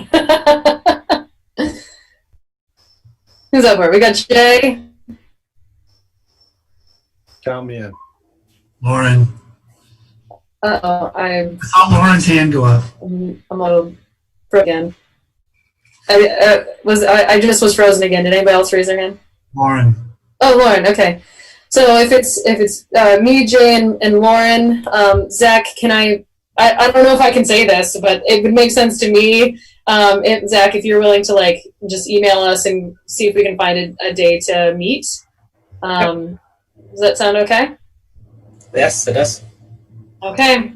We'll assume it's Zach and figure out, but yes. Staff will set up. Say again? Staff will set up a meeting. Okay. Fabulous. Well, okay, I think just to bring the last 2 items together, the stormwater was such a guiding factor in the design of the new playground at Union, and how we managed that, because it was, besides being a brownfield site, but it, was such a failure in terms of what it was contributing to stormwater in the city, and but not understanding necessarily what sort of guidelines the project was, beholden to, or on behalf of the city, or if this is sort of a time to establish those. But it was a big project, and but it was a real priority to it, and it turned out to be a learning opportunity for the students to understand sort of the impact that sort of the place where their school sat, made a difference to what happened in the city. So I think that thinking about these issues on that sort of scale is really important. Jack. I just think it's a good thing to be moving forward and addressing, as I didn't jump on it as being one of the people who has to be there, because I don't think I have to be there, but I do think it's good that we should be doing it, because I still hear every so often from someone who lives in Montpelier or someone who doesn't live in Montpelier who will say, well, just don't build anything. As long as there's sewer overflows going on, never build anything in the city. And I think that is clearly not a responsible policy or position to take, but making progress on all the possible runoff solutions is a good response to that. Yeah, cool. Awesome. All right, any other further thoughts, comments? Okay. Thank you all for putting this together. I think this was really helpful. Yeah, it's good to know how the infrastructure is under the streets. All right, thank you. All right, so we're going to move on to the street painting policy. And for that, I probably should turn it over to Dan. That's what I was going to say. Well, you know, it's so there's a couple of different components to this. I drafted this up as a way for us to, as a city council, to have a policy for people that come requesting street painting on the streets of Montpelier. You know, this was probably a non-issue 6 months ago. It's now a hot topic in the past 60 days. What this policy is intended to do is create some sort of clarity. First of all, why the city is, how the city is functioning, and it starts with the statutory authority. And I'll just sort of walk through the street painting policy that the draft, and it starts with the statutory authority, which begins in Title 19, that says that all towns and cities have general supervision and control over all roads within the city limits. This authority is subject to the general power of the Vermont Agency of Transportation, general supervision of all, which has general supervision of all transportation functions on state highways, and concurrent jurisdiction over all Class 1 town highways under 19 VSA Section 1101. So the purpose of this policy is really to maintain, our primary obligation is to maintain public roads in a safe manner to allow citizens of the city and the general public to travel safely across and within the city's geographic boundaries. This maintenance includes plowing, sanding, patching, repaving, as well as painting and repainting traffic lines and signals. And so the idea of that is to really state that our main purpose of these roads is still for safe travel and transit. They're right-of-ways that are mainly for pedestrian and motor vehicle traffic. But, you know, we have had individuals and groups requesting permission to paint decorative and political displays in the public streets. And this policy is intended to clarify that this is not an application process where people would have vested rights in it, but it is a process for us as a city council to evaluate requests and to determine whether we choose to accept them or not, because I think this is what I suspect is that we're going to see more of these requests rather than fewer. And certainly now that the door has sort of opened, now people want to understand, well, how can I paint something on my street, whether it be State Street, Langdon Street, or Park Street in front of the school. And so there's a definition section. Then it talks about, you know, the estate authority. And the idea is that if it's a Class 1 highway or something where VTrans has concurrent jurisdiction, you know, we would recognize that jurisdiction, and that VTrans may have their own process of reviewing it, and that the city would facilitate that. And basically, we're not looking to usurp or alter that relationship. The second section deals with public safety, you know, that first and foremost, any project cannot interfere with the public safety of these roads and create what I've termed an unreasonable degradation of pedestrian or motor vehicle safety. So, you know, we had this discussion with the Black Lives Matter mural, which is, you know, is it safe or unsafe for people to drive over it? And so some of the issues that we added to that was to add grit to the paint to make sure that it stayed, it had texture that allowed tires to grip, as well as, you know, noting that it was on a straightaway and a low speed area, so that the risk was not unreasonable. Section 3 talks about the request process, and this is something, what I've drafted here talks about the, since we're not talking about an application or, you know, requiring the public to come forward with this, it's really about, you know, do we as a city council want to take up any of these requests? And so, you know, really the request to install a project should originate either from us as a council or a city councilor who's approached about a project, because I think at the end of the day, we're ultimately looking to paint things that are coming from and support the community that we represent. And so that reinforces that idea that we would, it would have to come through, it would be sponsored and introduced by one or more members of City Council for review and deliberation. If a private individual or group wants to make the request, they've got to approach a city councilor and get a city councilor to sponsor it. And there's 6 of us plus the mayor, 7 effectively. One of us should be able to sponsor that and also then work with that group to address some of these issues. Section 4 talks about project location and just sort of setting out some of the, I think, safety basics, that we don't want it to be on the very busy streets. So if somebody says, I want to do it on Memorial Drive, or I want to do it, we don't have jurisdiction, but, the interstate, obviously, that creates a lot more problems. And we want it to be, and I borrowed this from some of the research that I did, 10,000 vehicle per day or less, because it's easier to stop traffic. It's also less likely to wear. And it's just simpler. And so we just block off those high traffic Route 2 type streets.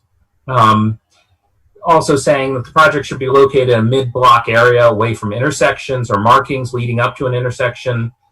Project has to be designed to avoid interference with crosswalks and on-street parking spaces. And also noting that if we do get applications for residential neighborhoods, that they carry a different impact. It's one thing to paint something on State Street or Langdon Street. It's another to paint something in front of somebody's house. And I can see concerns about residents having that something might, either impact their daily lives and their house or property values or some other concern that I think is different than in our public sphere of the downtown. Section 5 really talks about prohibited locations, areas that would be just really unsafe. So these are just portions of the roadway that include school zone markings or railroad markings, approaches to signalized intersections within 200 feet, as these typically include turn lanes, arrows, and stop bars. So wherever a street's likely to have a lot of painting already, we don't want to interfere or obscure that. Crosswalks, bike lanes, and parking spaces, unless a project can be designed around such features and will not obscure them. And that's something I think we raised when we considered the Black Lives Matter project, is making sure that that crosswalk was still delineated and clear in that project. So it goes through some of these things. Section 6 talks about design guidelines and standards, and this is really two areas that I sort of guidelines are really things that we may consider as a city council, and I just tried to articulate, similar to the flag policy, what are we trying to do here and why are we having this policy? And so the guidelines are really about enhancing the community identity, pride, and unity, providing the highest quality artwork available, promoting excellence, and demonstrating diversity in various media.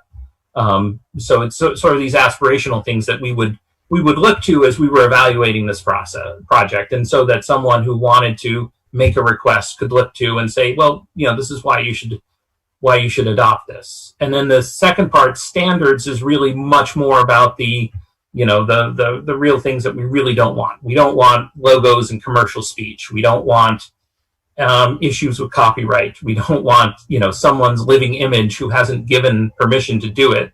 I really don't want my face on State Street, and if somebody wants to do it, they gotta ask me first. No images of the United States flag, because that's inconsistent with our flag code. No profanity or obscene material. A project may not be designed to be located so it's perceived to be commenting on or modifying or altering an existing project. There has to be an overall positive message. And then it gets into some, I think, more just the basic, that the projects have enough grit to grip tires on the roadway, that they don't mimic traffic control devices. We don't have any Wile E. Coyote type designs on the street. The project, the paint is applied in a precise and high quality manner. I think that's something, we really we didn't consider when we initially get granted the Black Lives Matter, but it's certainly something I thought about afterwards. Is like, what if it's not painted well? What if it's what if it's there spills or people avoiding it? I think we want to make sure that anything that does get painted, because it is ultimately reflective of what we want in the city, that it looks nice. And so that would be sort of these standards. Section 7 just talks about the review process, trying to make it very clear, that the first step is to go and look at the technical issues with DPW, with VTrans, to make sure that, we're not there. There's not like some threshold issue. The second step would be review by city council, when we would take it up, that, at that point, DPW and VTrans says we're all set to go. The third step would be installation, how it's to be installed, and also underlying the fact that, these become city property immediately upon completion. Holding any group that wants to donate and work with us that we adopt for this type of painting, that we're clear about the standards and what we're expecting. And then after, with the post installation, that any of this work is done in a clean manner. People clean up. They don't dump their paint down the city's stormwater sewers, that we have to put a utility charge on it for them. And that the city, holds the right to revoke the project at any time and any reason, even after installation. If we decide, this was a bad idea and we want to paint over it, we would have, we just want to make clear that that's to anyone, so that nobody's surprised about this. And this is less about setting out necessarily anybody's quote unquote rights under this, and more just an exercise in clarity, and just making sure that we're all clear. This is how we see this. This is, any requester who comes in says, can say, oh, I knew that, because this is what the policy says. Section 9, which is the last section, just deals with maintenance and repair, which is, if somebody's going to donate this to us, they can't just donate it and walk away unless we want them to. But that the normal expectation would be that they would maintain it, so that if somebody drives over it and squeals their tires, they would be responsible for repainting it. Or, if some of the paint gets laid up, they would be the ones who would work with the city. And again, I think these are things that if we, the city, choose to paint something, we would effectively be doing this ourselves. But if a private group wanted to work with us and we accepted that request, this is what the expectations would be, and laying that out. So that's essentially, and I apologize, that's a prosaic walkthrough of this policy, but the idea is, again, trying to make it very clear, make it very transparent as to what our expectations are, and what our policies involving in this are, so that if somebody wants to make that request, they don't have to guess. I'll take questions now.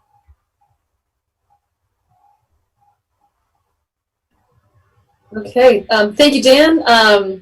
Donna. I just immensely, I'm so impressed, Dan. It's just awesome. I do have some comments, but it's just so inclusive and covers so much. I'm really, really impressed and pleased. If I could ask a couple of questions of, like, section 3 in your request for process. It talks about the project may originate from city council, and yet over in section 7, which you verbally mentioned, the primary contact must obtain a sponsor. When you talked about section 3, you mentioned the sponsorship, but here you have to get all the way to 7 before you understand that it either originates with the council or it has a sponsor. Is that not what that? No. So somehow join them together. And that's a fair. It probably. I mean, it says in section 3, if a private group or individual desires to have a project considered, it must be sponsored and introduced by one or more members of city council for review or deliberation.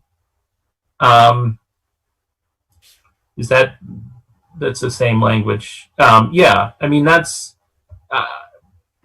Okay. I don't know if that satisfies. I mean, I can make it a little bit more clear. Well, no, in your section 3, you do have a sentence about it, but in section 7, it isn't. Anyway, it just, when there's 2 requirements and they're not both mentioned, I guess, that are so similar about city council, I just wondered if you didn't want to refer to section 3 and section 7, but maybe that's just being nitpicky.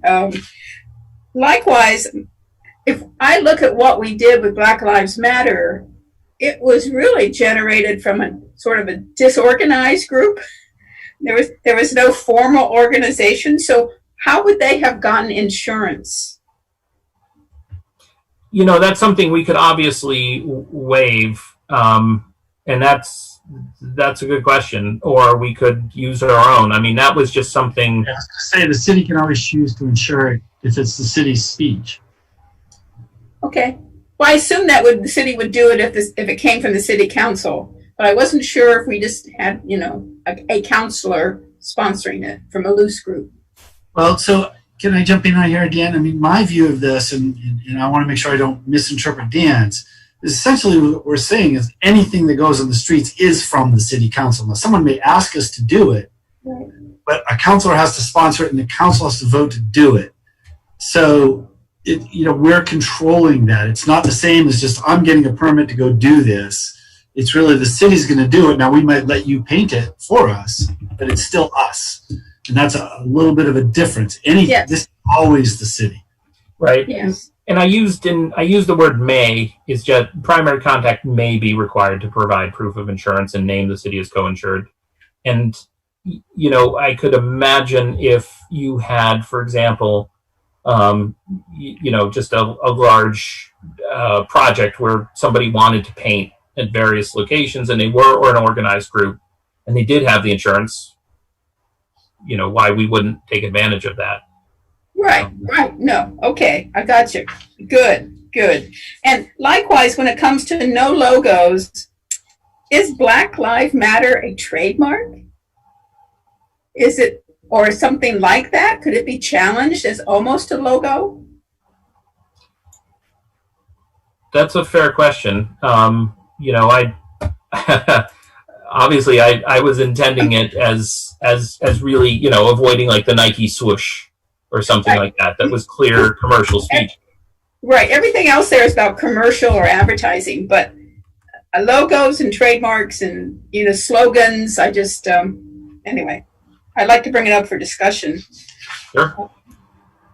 And the other piece was, can the city, if they're responsible for maintaining and repairing, then at any point we can say, if this is going to stay on the street for the time we've given you, you've got to come back and restore it? Or what? We cover it up? Yeah, I mean, I think that would be up to us as a city council to decide, what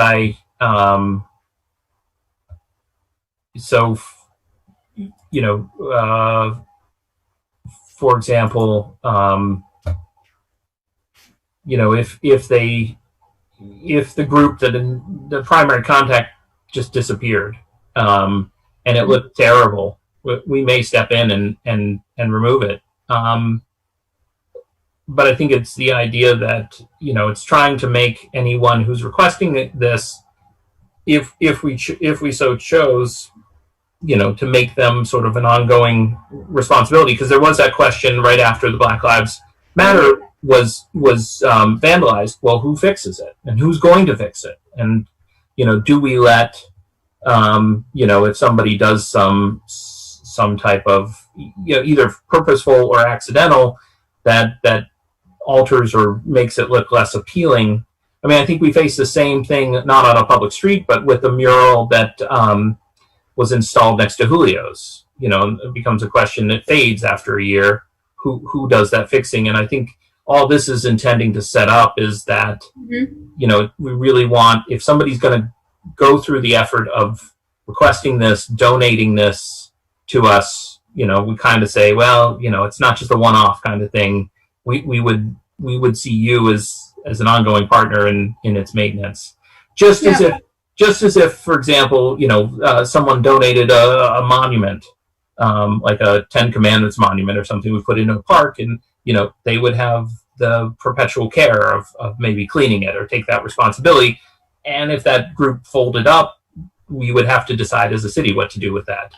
But it would be that kind of relationship, just as I think a lot of other people do. And I don't know, Bill, if any of the fraternal order, the police societies maintain that monument outside of City Hall, or if that's a City Hall obligation. No. Okay. I know another. It's a good point. No, it's well written on that part. Thank you. Great. Other questions, comments? Jack. Thanks. Thanks for all the work on this, Dan. I'm just a little unsure. I think we need to be very clear that anything that is painted on the streets is, as the court said, that we, in the case that you and I both referred to in our previous meeting, it's a statement of the city government, and we're saying it because it's what we believe or whatever. And so I'm just struggling with the idea of, do we need something this extensive, or do we need to say something much simpler, which is that paragraph right after the purpose, where you say any project painted or installed within a public street is ultimately a piece of public art controlled by the city and is a statement of the city's values consistent with government speech, and maybe not say anything else. I don't know.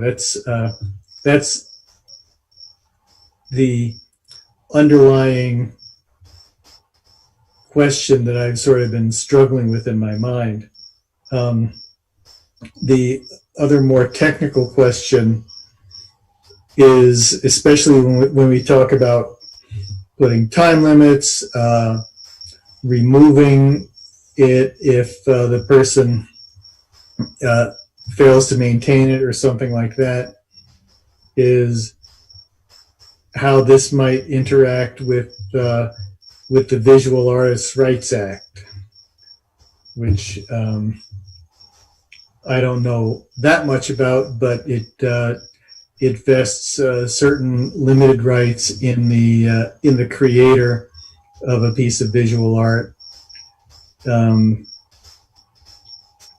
that the creator might be able to enforce. And we see that that's part of what's been discussed both in the mural in Burlington and the mural down at Vermont Law School, is, do the artists have rights to either take it back and take it somewhere and reclaim ownership of the work, or to resist an effort to remove it or obliterate it.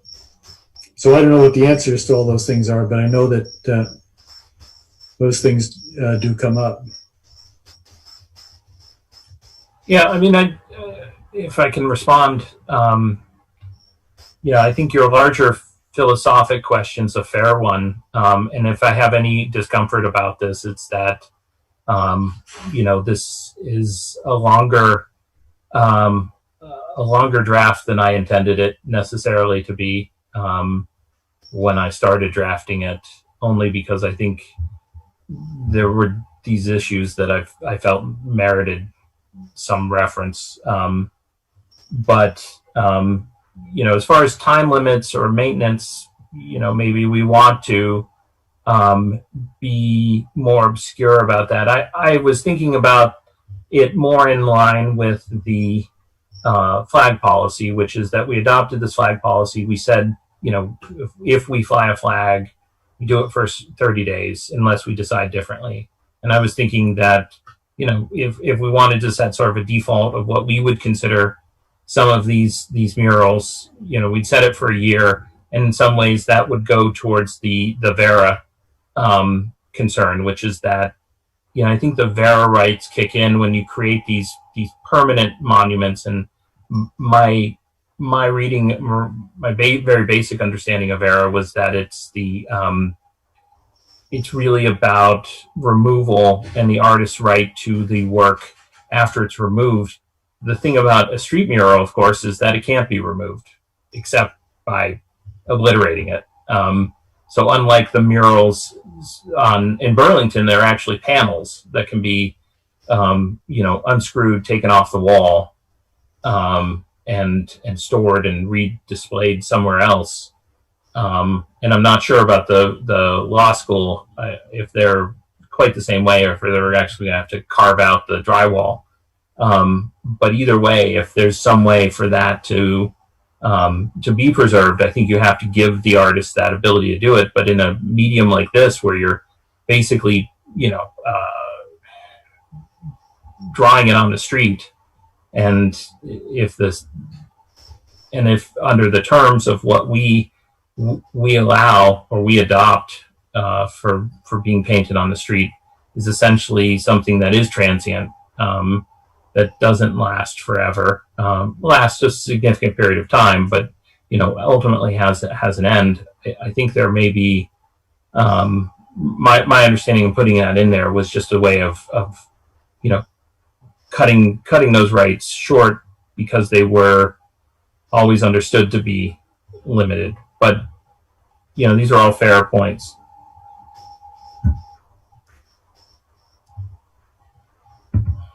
Connor. Yeah, well, first off, Dan, this is a fantastic.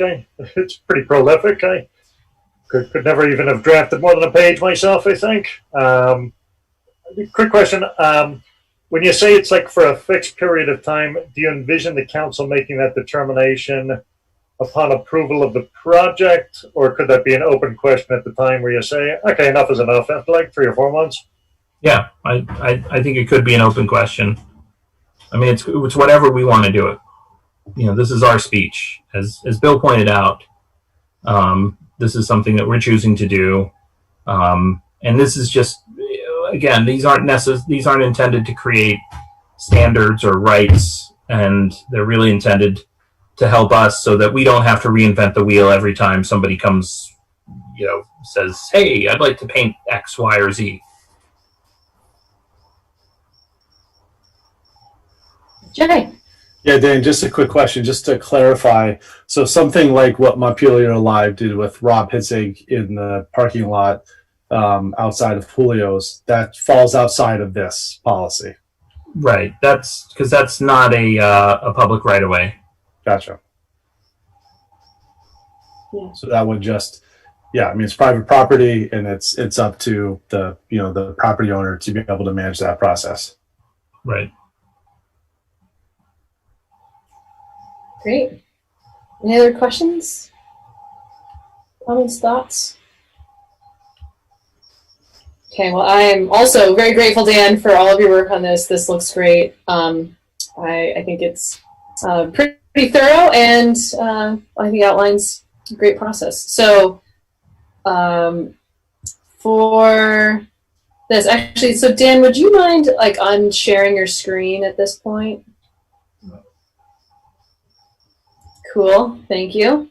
So just to check back on this, this is not an ordinance, this is just a policy. So, but we should probably still, if this is something we want to do, then it's probably something we should still vote to approve. So I'm just going to check what our suggested language was here. Review and approve, right? So is there any motion regarding the policy? Jack? This isn't a motion, but it just occurred to me as we were sitting here through this discussion that it might be of value to seek comment from the Montpelier Public Arts Commission.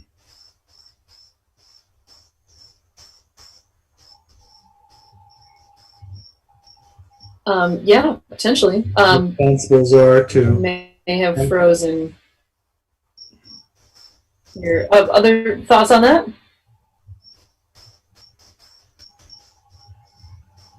Donna, are you jumping in? I mean, to me, part of having this policy is if somebody wants to do a street painting, these are the circumstances and the limitations of which they do it. So I don't particularly see that need.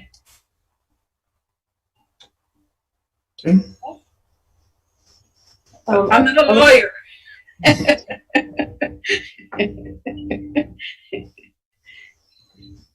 I'm happy either way. Someone wants to make a motion, great. If you would rather wait, we can do and get comment from the public arts folks. That's okay too. Would anyone like to make a motion? I certainly will make a motion. We'll see if it goes or not. A motion to approve the street painting policy as presented. Is there a second? Second. You know, and if indeed we find additional comments, we can edit it. I think it's a wonderful document. Right, and I think that it could be sort of, you know, something we revisit and modify if you know, we don't like certain policy, or if the Public Arts Commission says you can't do this, it's going to kill us. Because we want, I don't know, we want to put in fake crosswalks. We want to put in, and we have a good reason for it. Yeah. Okay, so there's been a motion and a second. Any further discussion? Okay, all in favor, please say aye. Aye. Aye. Aye. And opposed. Okay, so the street painting policy passes, and again, thank you, Dan, for all your work on this. Really great. Yeah, thanks, Dan. Okay, and so we're going to move on to the possible reinstatement of parking meter fees, and for that, I assume I'm turning it over to Bill. Yeah, and I think you all pretty much have the outline of this. We had furloughed our employees. They came back in August, although the return of employees isn't necessarily the only reason to do this, but clearly we're seeing some more activity downtown, and we don't know how much of it is people parking there all day and how much of it is people parking because they're visiting. So we'd like to cautiously roll out parking enforcement, review it again in mid-September. The idea being we've already had sort of a warning period right now where people are only getting warnings. If you were to approve reinstating the parking fees, then starting next Monday we would begin active enforcement. But the plan would be for the parking lots to remain free, and that would give us some sense of how many people are sort of parking all day versus people that are shopping downtown. And we may need to modify that as we go. We'd like to, make this. We don't want to create a disincentive for people to shop downtown in this tough time. On the other hand, we have checked, and all the other communities in Vermont that have parking meters have already got theirs working, have had theirs working. We're the last ones to do so. So we're not necessarily, rushing in to take advantage of people, but we think it's time. And again, we can, we turned it off quickly at one meeting, and we can do that again. But we're asking for your approval of our reinstatement plan. Okay, so thoughts, comments about reinstating parking meter fees? Connor and then Dan. Yeah, no, I think it's time. I've spoken to enough businesses in town where I think it was a good idea to turn them off. And I think that did help our downtown business for a bit there. But enough of them are starting to see people just sort of like languishing, like Bill says, in front of the stores all day there, which is causing other people who need to get into town sort of parking pretty far away. So I think it's time to turn the lights back on. Yeah, I was just going to echo Connor's sentiment as well. I've talked to downtown businesses that people are ready. that seems like an encouraging sign. If you're talking to businesses and they're like, no, it's time. That's good. Any other thoughts or comments? Jay? Well, I'm just curious why do it differently with lots as opposed to on street, or as opposed to just doing a blanket? Ultimately, that's a policy call, and we don't have to do it that way. We could just turn the lots on too. I think some of it, from our perspective, was to try to learn something. Was to see how many of these were all day. If presumably someone's parking all day in front of their store, or they're an employee of a store or whatever, or they're just an apartment dweller, and they're taking an on-street parking spot all day, they'll move to the lot, and we'll get some sense of. Then we'll get a chance to see what the actual downtown business traffic is. Now, obviously, savvy downtown business traffic people can move to lots. It's also fair to say that right now, there's no state employees in state buildings, so all those lots are open and free. So, the idea is in September we'll turn the lots back on as fall comes. We're trying to learn something and also slowly do this so that if someone complains about it being a hardship, we say, hey, there's free lots. So that's why there's no science to it. If the council, if you all prefer to just go turn everything back on, we can do that too. That was a great question, and it gives this the context of being sort of almost like a phased reopening in that sense. Yeah, that was our thinking. Again, there's no science to it. Yeah. Jack? What is yet left to do to get Parkmobile running? So we're working with them now. We've got to finalize our agreements with them. It takes them about 2 months to get everything set up and computerized and working with our systems. And then obviously all the stickers on the lot. So it's inactive. You don't need to do anything. We're on it. Okay. Well, is there a motion to reactivate? Donna? Yes, I'm really glad that everyone supports this, and we'll make the motion to reactivate on-street parking meters and actively enforcing and issuing tickets starting August 17th, which is next Monday. Second. Okay, there's a motion and a second. Any further questions or discussion? Okay, all in favor, please say aye. Aye. Aye. And yes? I have a follow-up question. Okay. At one point, we were told that the meters needed upgrading, and there's a lot of cost in that. So what's the status of that, Bill? Well, so it depends how much time you want to spend on it. They do need upgrading. It is expensive. We're delaying it because of cost, and we don't know right now. We don't think the parking fund can support it. The reason it needed upgraded is that the meters that we have now use wireless, but they use 2G technology. Okay. And we're told that 2G was supposed to be gone by December 31. So our remote meters wouldn't work. Now we're told, well, maybe it's going to be in the spring. So there's a little bit of a gamble, can we put this money in the budget? Can we see how parking revenues are working? Can we see, can we take a look at this? One of the reasons that actually prompted us to move faster on Park Mobile, because that gives us another alternative for people to use instead of credit cards. If for some reason our remote readers are out because 2G suddenly goes away, people will still be able to pay by an app or put coins in. So okay. The meters can still do it's the electronic functioning. So yes, okay. They are expensive. Yes, they need technically to be upgraded. We're taking a gamble here because of the financial circumstances to push it off till at least spring and get through the budget and see how everything's going. Thank you. That's helpful. I didn't actually ever ask if there were any no votes. So would anyone like to vote no? I don't think we voted at all yet. Oh, we did half of it. Yeah. We did the We affirmative. did the ayes. Okay. Yeah. So, and I'm not hearing anyone voting no. Here's your chance to vote against parking. Okay, so with all that, the motion carries, and so we'll be reinstating the parking fees on the 17th. Great, thank you.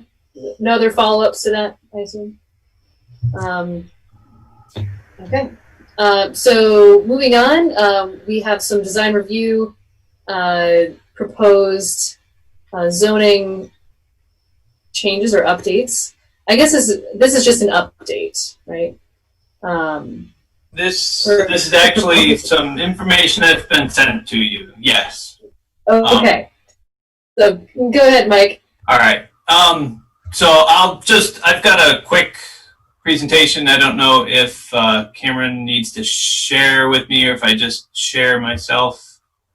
Actually, before we get going, I just want to recognize it is 8:44. Do you want to take a break? This is also our second to last item.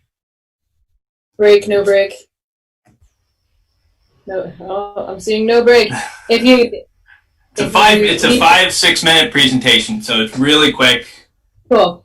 So, Mike, the only documents that I have are from the agenda, so I can make it so you can share your screen. So you should be able to share that now. okay. Okay, we're gonna jump into it. And if you need to step out, that's okay. All right. And hopefully that's good for everybody. Yep.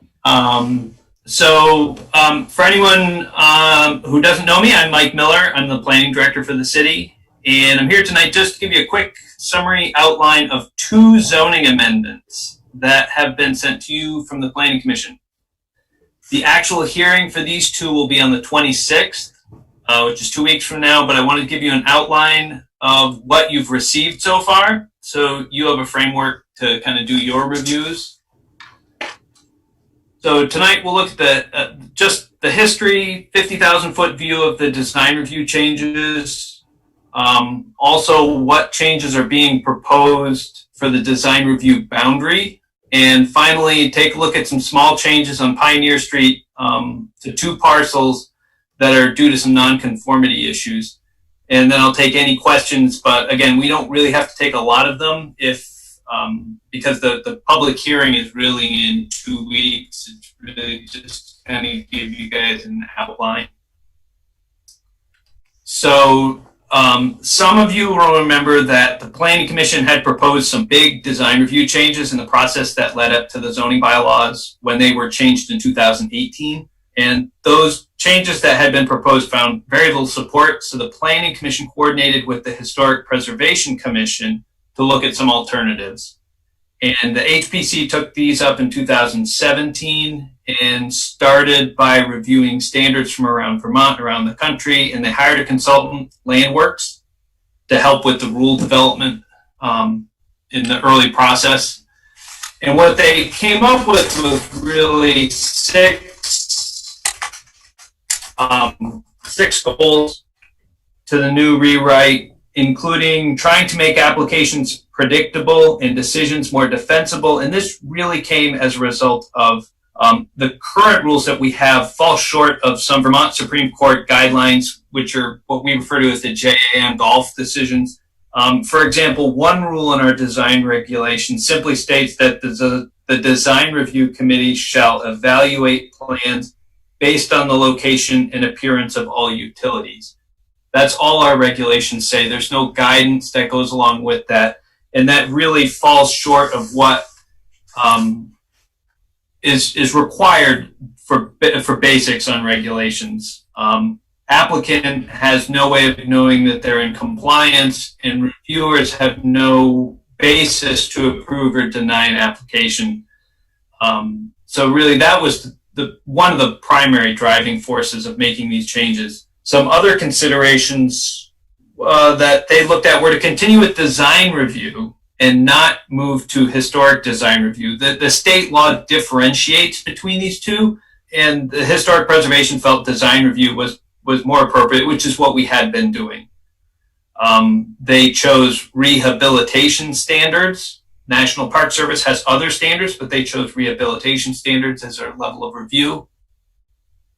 And we wanted more flexibility with clear exemptions and options for administrative permits. Not everything needs to go to the board, and we should build those off-ramps into our regulations as we did in the rest of the zoning, and that has functioned really well for the city so far over the past 2 years that we've been using the new regulations. And they felt the development of a review guidebook would be needed. Now, the guidebook hasn't been made yet because that would be an expensive process, and we really need the regulations first. But once these rules are adopted, they would start moving forward on developing a guidebook so that we would really have some help for reviewers and applicants. So the core changes, I'm not going to go through all the changes, but first, just so everybody knows, this is a total rewrite. It's a strike all and replace of the existing design review rules. What you see here is how they organized the changes. They created one set of rules for historic buildings and how you can make changes to those buildings, and a second set of rules for non-contributing buildings. The current rules kind of mix them together, and it makes it awkward for decisions, especially when historic rules have to be applied to non-historic buildings. So this setup is going to work much better, having a set of rules for each of those groups. And the new process steps, as discussed, there'll be some administrative approvals and some increased exemptions. So the boundary changes was something that the Planning Commission worked on. The biggest concern, again, we try to avoid being arbitrary, and our current boundary that we have for design review is the definition of arbitrary. It doesn't follow any boundaries. It's not the National Historic District, not zoning boundaries, and we wanted to change that. What you have in the second bullet are just some of the guidelines that have to be met. The design review must include the designated downtown, and it cannot include the Capitol complex. And where the Planning Commission went with their work was they tried to match it to the neighborhood boundaries that are in the zoning. And they had to make some exceptions, but they feel the boundaries are much more reasonable, what you have in those boundaries. So where did they end up? Mostly it stayed the same with, we didn't make any radical changes to the design review boundary. We kept in VCFA, but we have removed CCV. It was always a complicated and difficult to understand why certain buildings were put in design review. CCV all by itself was put in, and this is proposed to be removed. National Life has continued to stay in, but the boundaries were cleaned up to match their parcel lines. We added the North Street of Berry Street out to Granite Street. Currently only one side of Berry Street was in design review, which was kind of strange. We added Downing Street, which is right down on Berry Street, down near Main Street. It's a short little street. We also added the rest of the Crossroads neighborhood, which a lot of people refer to as Gasoline Alley. So this is over the Dunkin' Donuts and those. What we have today is, I think one of the gas stations, I think goes out to School Street, but the rest of those buildings, like Cumberland Farms, are not in design review. So if you're the first gas station, you're in design review. If you're the second gas station, you're not in design review. And what we said was, we want all of those in design review. We added the Redstone building and the rest of the Redstone North neighborhood. And we wanted to point out that there are 3 parcels on Terrace Street, which are the first 3 parcels. They are being rezoned in this as well to residential 9,000, the neighboring district, as a part of this to move them out of the Redstone North neighborhood. And they were originally in because they were part of the National Register Historic District in 2016. When it was updated in 2017 or 18, when that National Register District was redrawn, those 3 parcels were removed. And so in this zoning, we're just going to clean that up. So all of Redstone North is in the National Register District, and that's why they're going to be added into the design review district. So that way the neighborhood matches the National Register boundary and now matches the design review. So the last piece is the Pioneer Street proposal. So this was discovered, there was, through a discussion of a possible application for a project on the Barretts. The Barretts family own the Trading Post building and a number of, and all the property on the other side of the railroad tracks as well to the river. So all of the self-store units, the Growler building there, the dispensary building, so those are all in this same parcel. And they also own there's a vacant parking lot that's been used to sell cars for a number of times. Well, they have a proposal to do something on that. And the 2018 zoning changes put them into the Riverfront District, which made 12 of 13 of their buildings non-conforming, as well as a number of the uses. And the same was true of the Laser Car Wash, which is the abutting parcel. These parcels abut the Eastern Gateway District on their eastern edge. And if these parcels were in Eastern Gateway, then all of the uses would be conforming and most of the buildings would be as well. The area was never directly discussed or considered during the rezoning process in 2018, so the Planning Commission felt it was appropriate to revisit the question. And the Planning Commission reviewed a number of possible solutions and eventually approved a narrow change for only the land between the railroad tracks and River Street. So that's the Trading Post and the vacant, where the auto sale used to be, and the Laser Wash. So just those parcels would be shifted to Eastern Gateway, which would allow for a certain amount of redevelopment of that parcel. And again, I can pull these maps up if you want to look at them. But that's the quick summary of what you have. And the hearing again is in 2 weeks, and we can review them further at that time. Hey, Mike, I'll also jump in. And hi, I'm Kirby Keaton. I'm the chair of the Planning Commission. And I just want to let you guys know that I'm available too if you have any questions about what our thoughts were. Because these are 3 pretty big topics that represented months and months of work from us. So I thought I should at least be here to bounce questions off of if you want. Super. Thank you, Kirby. That's great. Anything more, Mike? If not, that's okay.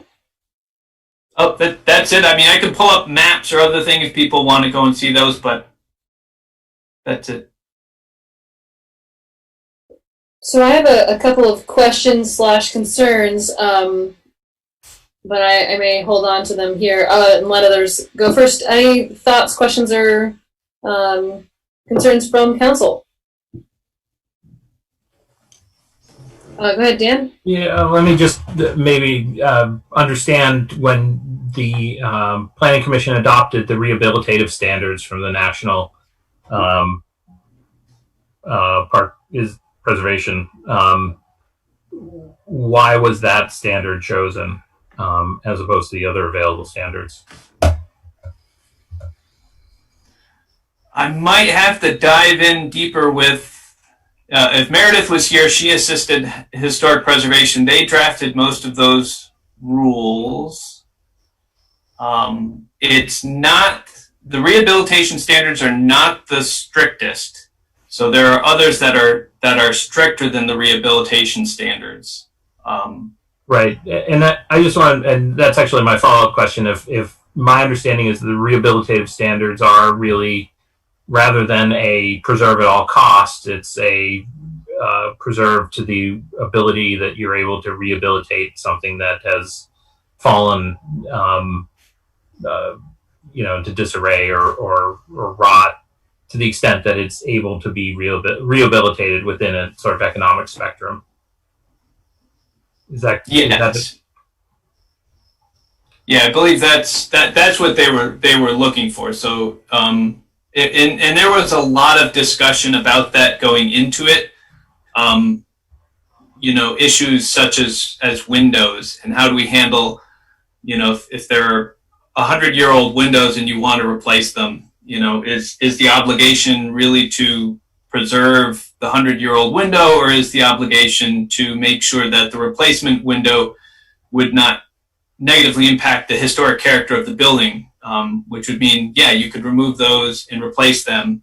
And the rehabilitation standards let you remove those old windows and replace them with a lot of conditions. You have to replace them with in-kind materials, so you can't replace them with vinyl and fiberglass. You'd have to replace them with wood. The wood and sash, all the fenestrations have to match, and so there's a lot of those similar requirements. But the answer to the question of can you replace your windows is yes, you can replace your windows. Had a different standard been picked, it could have said no. You have to first ensure that you can't rehabilitate that window. Right, you have to preserve it at effectively all costs. Preserve it. Yeah, and it's the difference between, at the higher standards, you're looking at the George Washington slept here, and we really want to make sure we save everything, as opposed to we have excellent historic architecture, and there's a lot of historic character and historic integrity, and what we're trying to do is maintain that historic integrity to the greatest extent possible. And I'll make sure that Meredith is available in 2 weeks. She's on vacation this week, but in 2 weeks, she'll be available. And as I said, she helped draft these rules, and she might be able to fill in some of the nuances a little better than I did. Yeah, I want to understand, because right now we have sort of an economic hardship test, where you basically have to show that there's no way to rehabilitate in something of a, without creating some sort of economic hardship, which I think is a higher standard than what this rehabilitative standard is. It's a little bit lower. And I think it's sensible, like the example you're talking about on Windows, or, some of these features, that if you replace a 100-year-old window with a more modern, energy efficient window, it's a win-win, because chances are people won't be able to tell from the outside.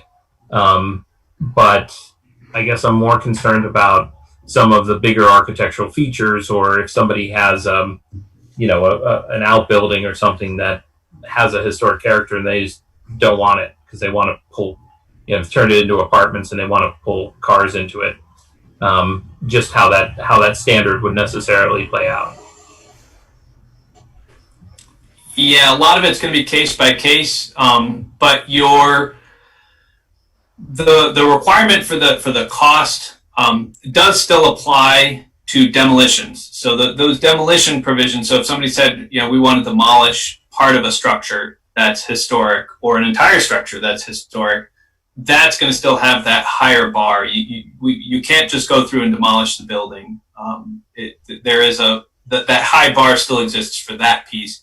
But for the elements, and yes, your conversation that you've experienced through the DRB process is one that we wanted to make sure through the public hearing process. What we heard a lot from the public was there wasn't a lot of consistency over time.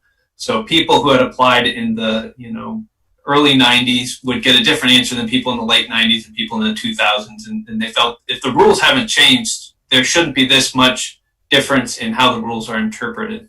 So we wanted to make sure that, and this goes to, there wasn't a lot of guidelines. So we wanted to answer those questions up front.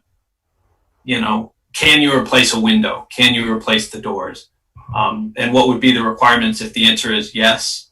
Or what would be the conditions that would have to be met in order to be yes? We shouldn't be having it unknown until you get to the DRB or the DRC. So my understanding of the rules, and my understanding working with Meredith is that these new rules are pretty clear about the fact that you can replace these, but they have to be, it has to be replaced in kind.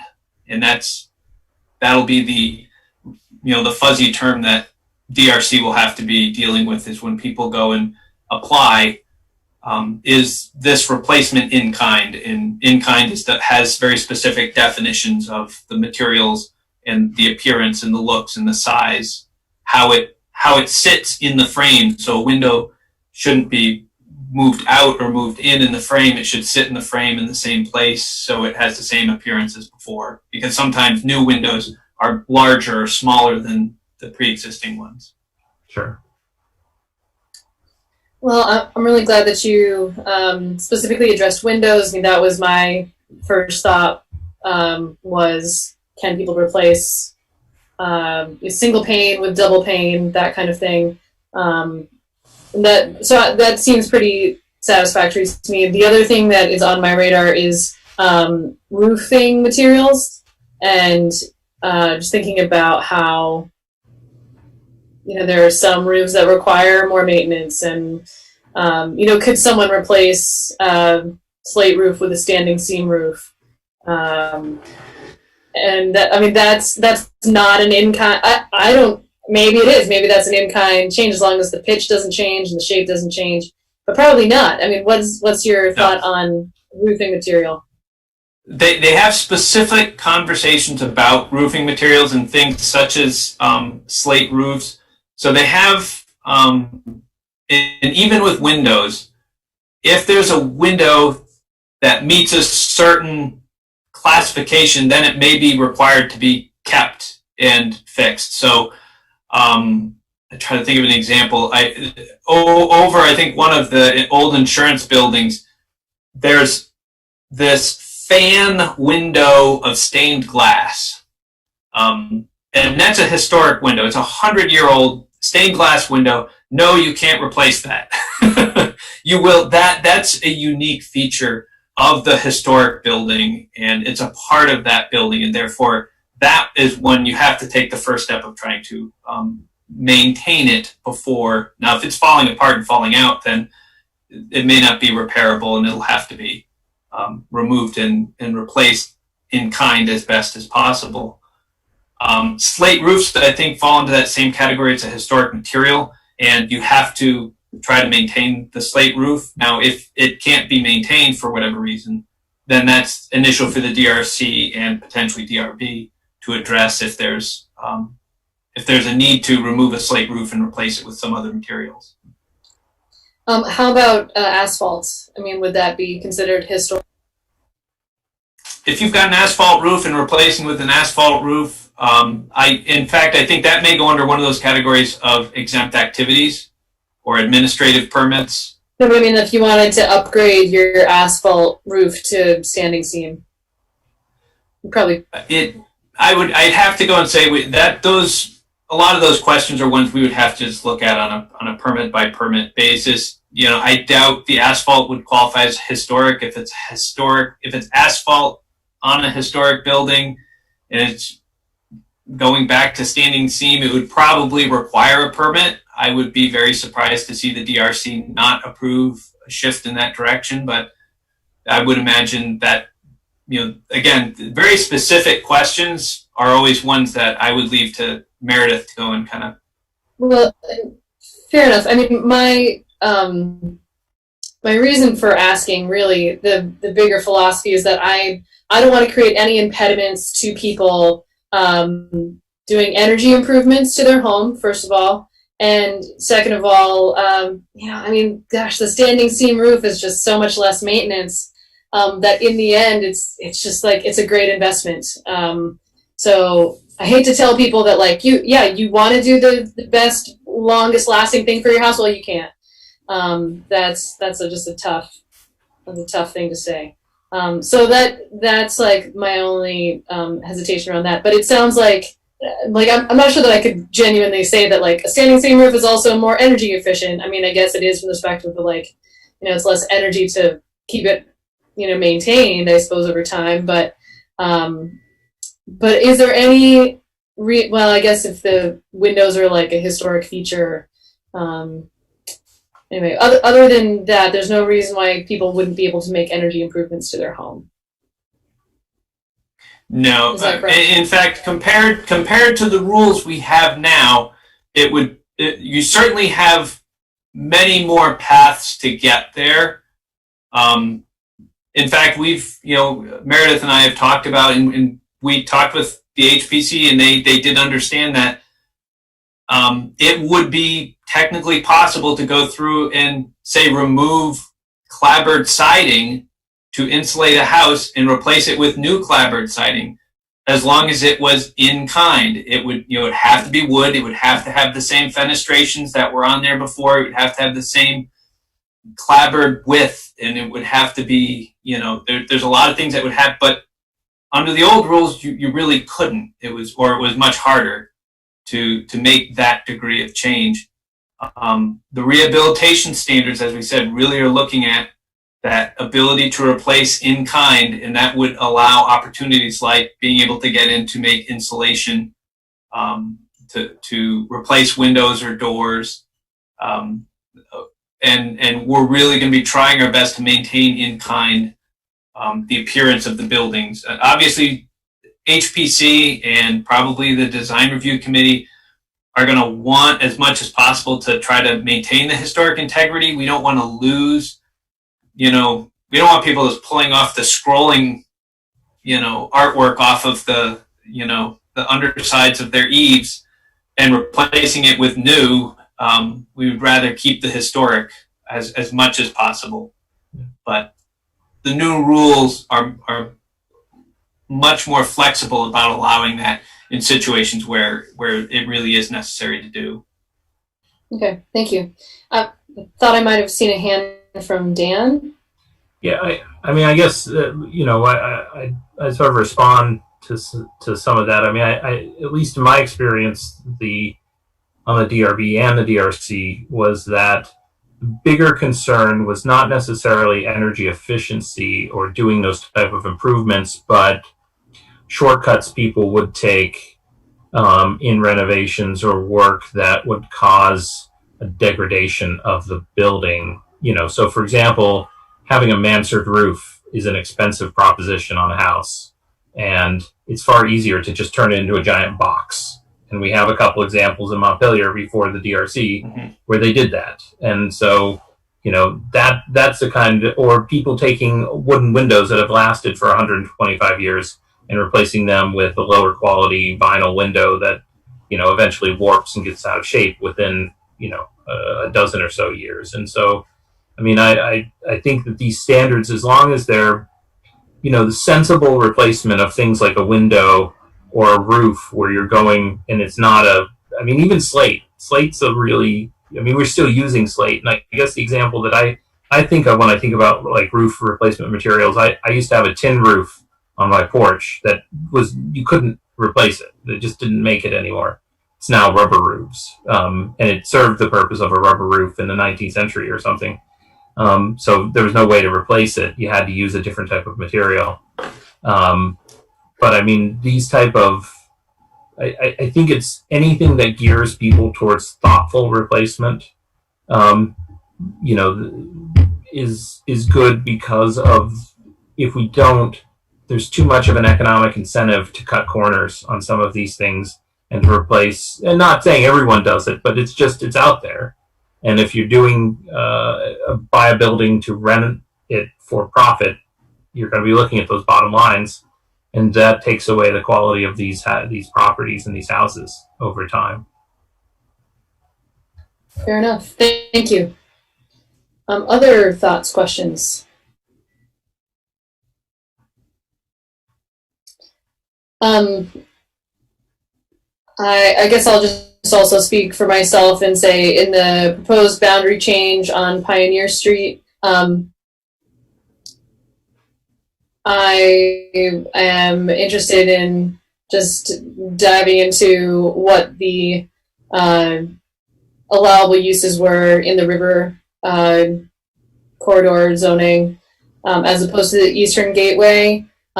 Just thinking about like what the intention was potentially for including, I mean, maybe it was an oversight, but I also, yeah, I mean, I also question, like, what's the best use on that property? It's non-conforming, and that I'd like to consider that carefully. The Planning Commission really chewed these over quite a bit. So the riverfront is the same zoning district that runs all the way down Berry Street. So it really is that high density residential, mixed use, multi-story buildings, pedestrian oriented. That intent is your riverfront district. And what Eastern Gateway is the area out on Route 2 and out on Route 302, which are more auto-oriented.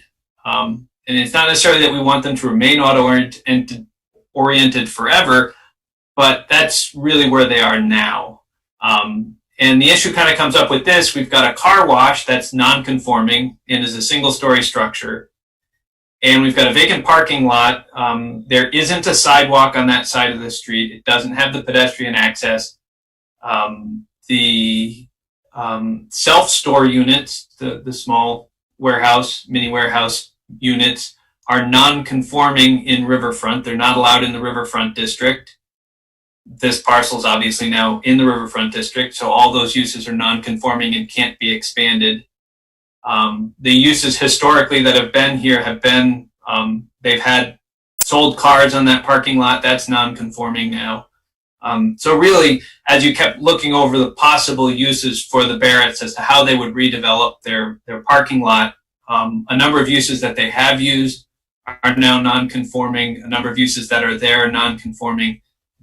They recognized that if they did build something, they would have to build to our new, there are higher design standards now for Eastern Gateway than previously. So they would have to if they did self-store units or if they did something else there that was Eastern Gateway and auto-oriented, that it would have to meet that higher design standard, and they recognize that. But they would like to at least have the option to be able to build either additional self-store units or some other possible uses on that site.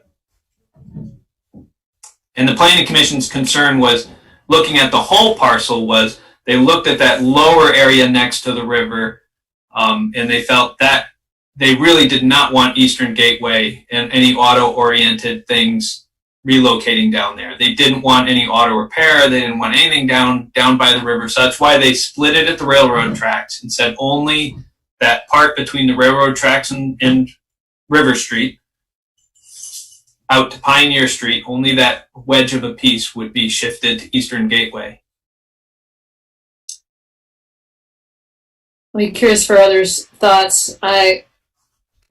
I'm feeling pretty split about that myself, but leaning towards not like we need more housing, and is storage the best use of that space? And I know that the net zero Montpelier plan is not our zoning, but I believe that proposal had housing down there, and Oh, sorry to interrupt. Go ahead. Sorry. The main reason I wanted to come tonight was to talk about this. Now, the main thing I wanted to convey to you was that the Planning Commission was not enthusiastic about any of the solutions on the table. And that may not come through.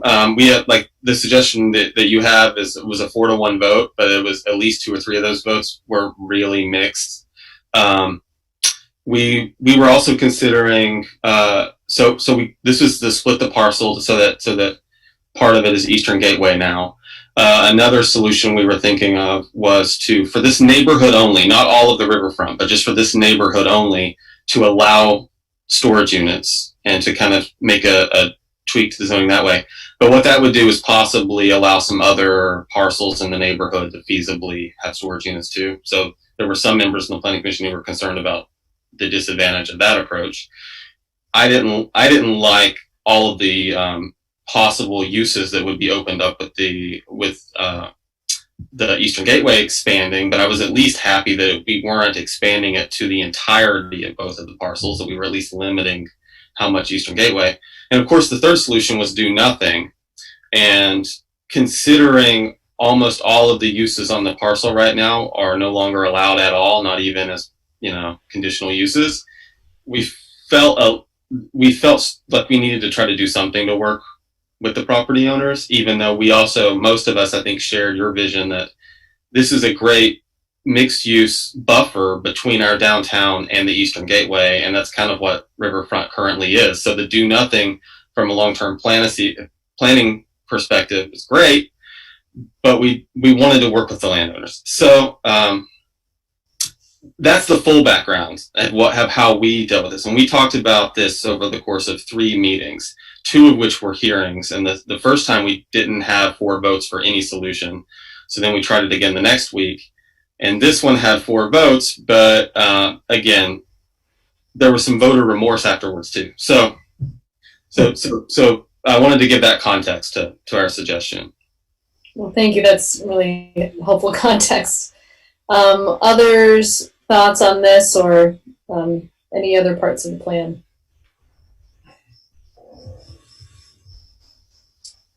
Nobody wants to comment.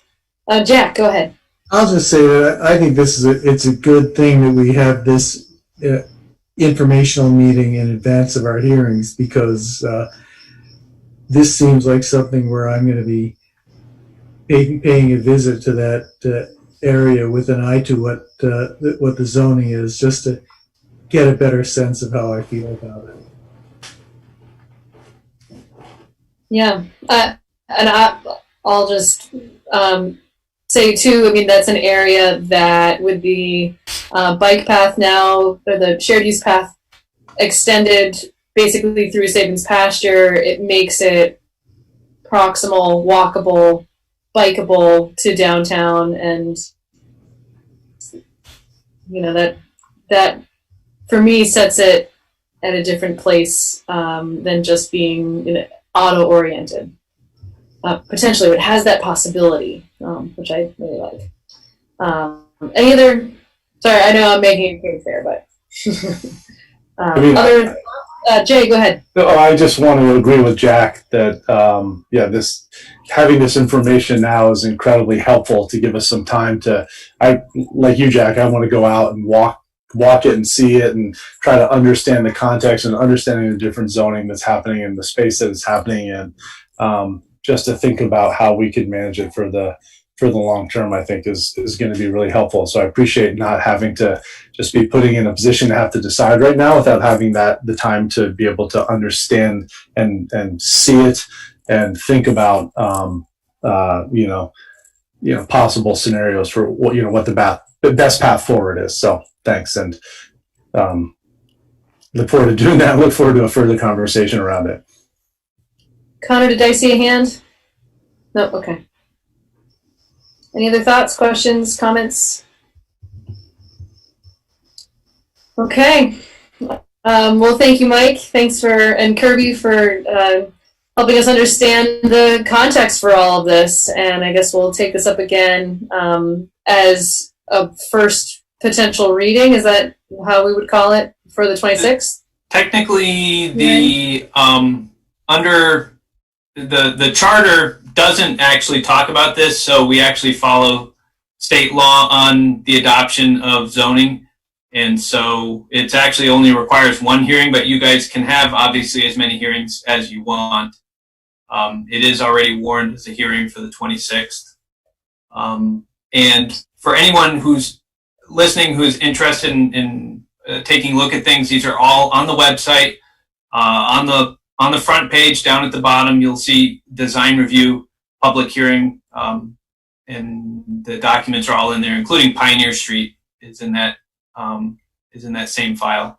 So it'll have the maps of the 2, and it'll have the draft written changes for the design review, and the rest. There's one for design review, and then there's one for changing the rest of the zoning, because we kind of have to incorporate it in. So there's some adjustments that happen as a result of that. So And if anyone has questions, you can contact me. My email, mmiller@montpelier-vt.org. If somebody has questions or comments, we can certainly have them. So, thank you. Donna. Might just have a little concern that this is August, and I know it's a strange August, but people's mindset is still summer. So we're doing this. I don't feel comfortable just having one hearing in August. And likewise, do likely impacted property owners get notices of these kind of changes? So in the Planning Commission process, every member of the design review district, and their hearing was in March. So their hearing predated COVID, and then we kind of came to a crashing stop and had to hold things for a while. But every person in the design review district was sent a copy of the changes and a notice of the public hearing and informed about the process. We did hear from a number of people. A number of them supported it. Some of them didn't, but we tried to reflect as many of the changes and comments that they had. We had a second hearing a couple of weeks ago. So Planning Commission actually held 2 hearings because we just reached a point where these design review changes have been ready for 6-8 months now, and we really felt they're an improvement over what we have, and we really wanted to start to move them forward. So we did warn another hearing, and then included the Pioneer, and in the Pioneer we contacted the laser wash and the parcels there. Well, I appreciate that, and definitely your comments and Kirby's comments being here. I haven't been paying attention to the Planning Commission, but I'll get back to you, so I'm better aware of these things happening. I've lost track. Thank you. So yes, and you're allowed to, for new members of the council, you can have as many hearings as you want. In fact, when we did the zoning that was adopted in 2018, people who were on the council then remember you got to see me, I believe it was 22 times in 2017 for us to get that adopted. So we can do this as long as you like. Yeah, those were the days. Those were the days.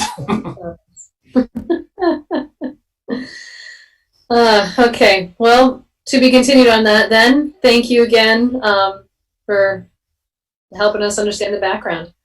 Any other comments, questions, thoughts for these two? Okay. All right. Thanks again. All right. We are going to move on to our COVID-19 update. And for that, I assume we're turning it over to Cameron. Yes, so you might have seen it's quite a long one this week because we haven't met as a full council since July. And so there's quite a few updates. I'm not going to read the whole thing. I'm going to stick to the highlights. Obviously, in this time, the governor has made it mandatory to wear a mask starting August 1st. The state requires that masks are now worn in public spaces, indoors and outdoors, when social distancing is not possible. This order applies to everyone over the age of 2, and he does have a few medical health exemptions. This one is pretty important, and we've tried to spread the word on this, but I think is a really important one, is that the state does have resources available funding-wise to help renters, homeowners, and landlords make up for lost payments in the face of COVID-19. These programs started in July 13th, but are still available through ACCD. We have these links available on the Montpelier homepage if you click on the COVID-19 update button. But we've also been trying to share that through social messaging. And so if you guys know of anyone who needs the assistance, those are programs that do exist. The governor did extend the state of emergency until August 15th. They did confirm that the school would be opening August 8th and that sports would be allowed and practices would be allowed starting August 8th for school children, but they do have to wear masks while they're playing. There is also another line of funding available for folks if they do not have the ability to connect with internet lines in your house. there are grants available to individuals to help you extend telecommunication lines to your home. So that is through Public Service Vermont. So if you go to publicservice.vermont.gov, they do have a COVID-19 line extension to help people connect to the internet. The governor did extend the amount of folks who could be inside buildings for our businesses downtown or other businesses. They can now operate at 50% of approved occupancy. They did also expand the eligibility for economic recovery grants for businesses. Now owner-operators can apply as well, if they couldn't before. So that is also through ACCD and can be found on their website. They also announced funding for child care programs to offset pandemic-related expenses and losses. That is through the Department of Children and Families. And then that really sums up the state updates, but the city updates really haven't changed too much. Our senior center has pulled back a little bit on our opening plans, so we're even slower now on our opening plans for the senior center. So right now that includes opening the actual building to foot clinics only for a little bit, and we are offering outdoor and Zoom lunching together. So make sure to check out their website and their weekly report on that. And then we have been continuing to talk to the CAN groups and Montpelier Mutual Aid, so that's still going. We still meet pretty frequently. And we have seen a pretty significant upswing in interactions with our social media about COVID-19. And I think it has to do with our prioritizing sharing the state's campaign, hashtag masks on BT. They have a lot of really great new graphics and are sharing a lot of the CDC videos that sort of explain to folks what's going on and what the newest updates are. So we feel pretty good about our communications right now. So that's a summary. Does anyone have any questions? Donna, go ahead. It's not a question, but I do appreciate you doing this in a summary form, because we get it in our packet or sent directly from you. But for people listening, it's really good that you highlight these things. So it's a little tedious, but I appreciate you doing it. Thank you. Yeah. Anyone else? Okay, well, thank you so much, Cameron. So I think that is the end of our regular business, which is super exciting. So on to council reports. I'm going to go in the order we always go in, so I'm going to start with Donna. Okay, well, again, I'm going to go back to Cameron. She's been covering for Bill when he's out playing around on vacation, but she's also really been helping committees who are starting to meet with setting up their Zoom meetings. And I've made her the queen of Zoom meetings, referring all committees to her, and I appreciate that you're doing that. And I want to thank voters who turned out. We had nearly 3,000 voters, which John Odum says is high. He's going to talk about it later, probably, for a primary. But I got the job of cleaning the voting booths. And I put my cell phone in my pocket, and I didn't start work until from 3 to 7. I did nearly 7,000 steps. That's almost 3 miles running around that little space. I thought, okay, that's what we should say. Volunteer to work at the polls and exercise. But it was really wonderful seeing people. They were all very positive for voting. So that's all I want to say. Thank you. Great, thanks, Connor. All right, well, again, big congrats to yourself, Mayor. Watched the beautiful Zoom ceremony on Facebook Live, and a warm welcome to the first gentleman of Montpelier, Zach, of course. So glad to have him, as long as he doesn't run for city council or anything from District 2. We're very happy to have him. A couple other thanks. Yeah, I worked the day before the election, and like Donna said, John did an amazing job. It was like, I think it was like playing a different sport for most elections, just given the number of mail-in ballots. And I'm sure he violated some child labor laws with Zane there, but Zane was in every day just working his tail off and did a really good job. Another thank you to our furloughed employees coming back. We really appreciate all of your sacrifices, but also want to extend a thank you to the employees left behind who were, in many cases, doing multiple jobs there and just keeping the city afloat there. So very grateful for that. Last thing, and I would just speak for myself, I'm pretty close to being ready to meet in person if we could start configuring the council chamber to make it safe and everything. I understand leading by example, but I think so much goes into these meetings where, it really does help to look across from the other people and, have a conversation and looking at a bunch of squares on the screen there. So I may be a bit old school on that, but would love to at some point in the near future transition back. So thanks very much. Thank you. Jay?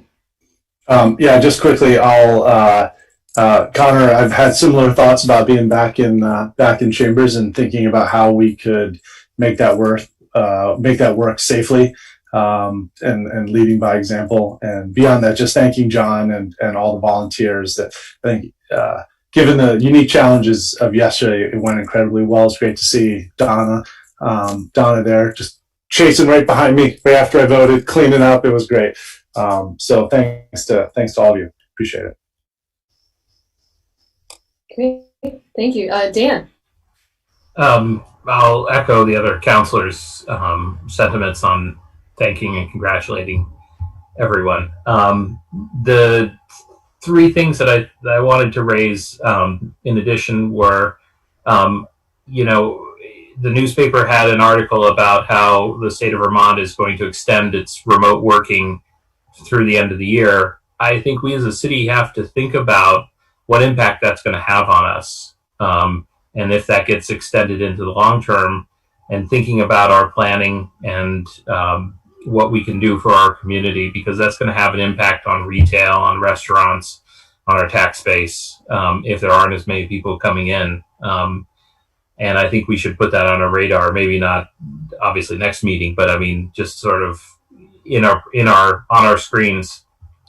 The second thing is, obviously I think the public restroom idea, I would like to see that come up in the fall to have that conversation, because I think it's resonated and it's something we really should, start to think about. There are no easy answers, but there's still, it clearly is of import. And the other thing, and I feel these are all just putting things back on our radar screen, is the Central Vermont Public Safety Authority, and whether we are going to do an appointment to that or recruit somebody for that. And I know, Donna, you're really involved in that, and but it just seems like I think we've let that languish a little bit, and we should again put it back up on the radar screen, as it were. That's all. Thanks, everyone. Just to follow up on the public restroom thing, I think we have it on the agenda for, is it the 9th or? Okay. Yeah. So just to note. Excellent. That. Then I'll take that off. All right, super. Jack. Wait, Donna, I didn't know your job was cleaning the voting booths. I just thought you were the bouncer. I'll pass tonight. Okay, Lauren. Yeah, first of all, apologize. I was in and out with my video. I was having really bad internet tonight, so I think I cut most everything, but apologies for that.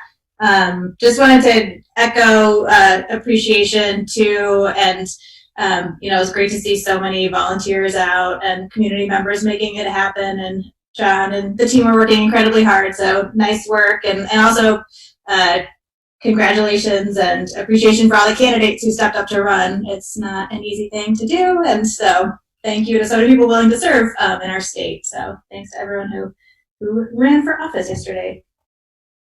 And the only other thing that I was hoping to bring back up for, maybe conversation this fall as well was we started a conversation in kind of probably February or something about the PFAS issue in our is coming to our wastewater treatment facility. Really interesting conversation, and kind of left with a bunch of lingering questions about monitoring and what we could do. And I would just love to revisit that, when we can, of what's happening with that and what our options are to make sure that we're ensuring safe water in our city. And that's it. And congrats, Anne. Thanks. All right. So I also want to thank John and the whole C Clerk staff for their great work on the election and their adaptability and trying to make it work in a strange time. And I'm also glad that folks brought up the desire to start meeting in person. That was also on my radar. So to that end, I wonder if we couldn't just do a little bit of measuring of how far away the chairs are from each other and see if that is sufficient. Oh, it's not sufficient. Okay. Even so, maybe there's a way. We'll come up with some proposals. I didn't mean to be negative in the back. No, that's okay. I'm happy to just have that immediate answer of like, no, it's not 6 feet. But even just knowing that, like, if we go back, if we're in a different configuration, that is okay. But if we do go back, I think one of the things that I would really like to continue is to have this kind of venue for interaction available to the public, because there may still be people who themselves don't feel comfortable coming out in public. And two, I mean, even just thinking about the whole population that couldn't to start with, if they are homebound for whatever reason, just being able to give them this kind of access, I think is incredibly valuable. So hopefully there's a way to, I guess create some kind of a hybrid. But then if someone wanted to participate, if we're in a in-person session and someone is in this venue and wants to participate, someone would just need to be, monitoring to make sure. There's some logistics there, but hoping that we can navigate that to be able to meet in person. So that potentially could be as soon as the 26th. How are you all staff feeling about that possibility? So I'm gonna hedge this a little bit because I'm gonna talk to the team tomorrow morning. But perhaps we could have a proposal for you on the 26th for how this would work. And if you thought that was fine, you could adopt that, and then it would be for subsequent meetings because you should probably adopt the rules of how it's going to go. Maybe we could just have you sign up for either all online or all in class. No, yeah, right. You got to choose. Yeah, opt in. Well, actually, that's a fair question. Other folks who didn't talk about that, how are you feeling about the possibility of meeting in person?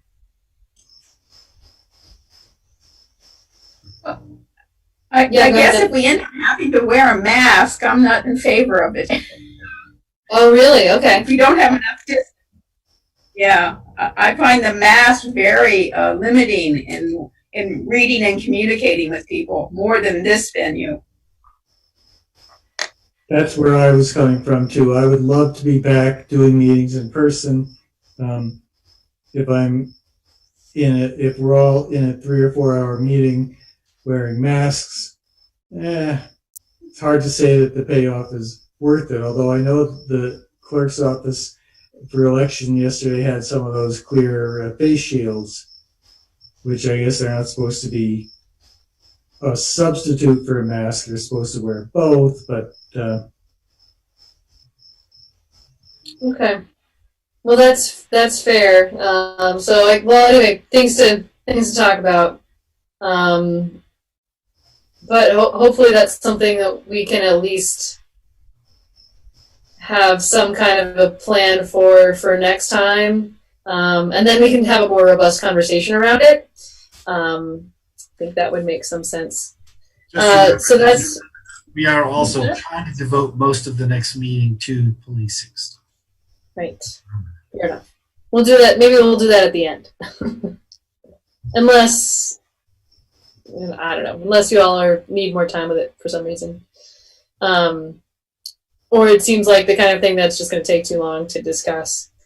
The only other thing that I have on my radar as well is just thinking about how the state has their own health order right now to wear masks, and we have our own health order to wear masks. And so I just wanted to put that, raise that flag to see how people felt. So in a sense, it's redundant, but it also may provide just sort of like a double layer of like, no, you really got to do it. Like just politically speaking, it might be good to keep it. But again, it is redundant. Is anyone interested in either repealing it or keeping it? Lauren, then Jack, or Dan, sorry. Well, one thought is just, I could see the state one going away sooner than we might be comfortable. So keeping it just on the book so it's there and we could, keep having the conversation. But that would at least mean we wouldn't have to repass a new one if it got repealed. We have control over when it ends then. Yeah. Okay. Just to be clear, to a point, ours is tied to the state of emergency. Right. The governor's overall order where he said they gave guidance on masks and said towns and cities can have stricter requirements if they want. So we adopted a stricter requirement. Now they have the statewide one. But if the state of emergency ends, then our authority to have one ends. And right now it's extended to August 15th? Saturday. Saturday. So it could run out pretty soon, actually. And I bet it potentially. So he usually announces that the Friday before, or the Friday closest. So we'll probably find out Friday. Okay. Dan? Yeah, I'm just piggyback on both of the comments. I think it's fine to keep in place. The state supersedes it, but if the state goes away, as long as there's a state of emergency still in place, we can then make that decision. Fair enough. Okay, thanks for that quick temperature check on that, their team. All right, John.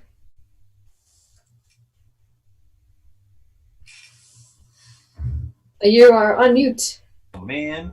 There. How's that? Better? That's great. Thanks for all the kind words. They really go to staff and the enormous amount of volunteers that we've been able to turn out over the last few weeks who've been very flexible. But really, all I do is run around freaking out that something terrible is about to happen. So everybody else does all the work, and that's great. So thank you all. Most of you all were there helping out at some point during the process, and it seemed to work. So great. I'm going to take a vacation now. Well deserved. Do it all again in November, right? Yeah. Oh, yeah. We'll see what November is going to look like. It's supposed to be an all-mail election. It sounds like I'm saying all mail. No, mail-in. That's getting banned. Which will be a totally different thing altogether. We were finding our way this time because it was different than we'd ever had it, and it could be even stranger. So to see how it goes, I called most of how this one was going to go wrong. I'll see if I can do better on November. Fair enough. Well, keep us posted as to how we can help. All right, Bill. I've got a bunch of things. None of them are particularly long, but I do want to kind of tick through them. First, I just wanted to publicly acknowledge the loss of Jessica Sanderson, our employee at the Senior Center. It's the first time in 15 years maybe that we've actually had an active city employee pass away while they were working. And I think the last one was Aaron Sanders, who was a dispatcher in the police department, who passed away from cancer. So Jessica's was much more sudden. So huge loss there. Great person, well liked at the senior center, and they're scrambling to fill that. So our thoughts go to her family and her coworkers.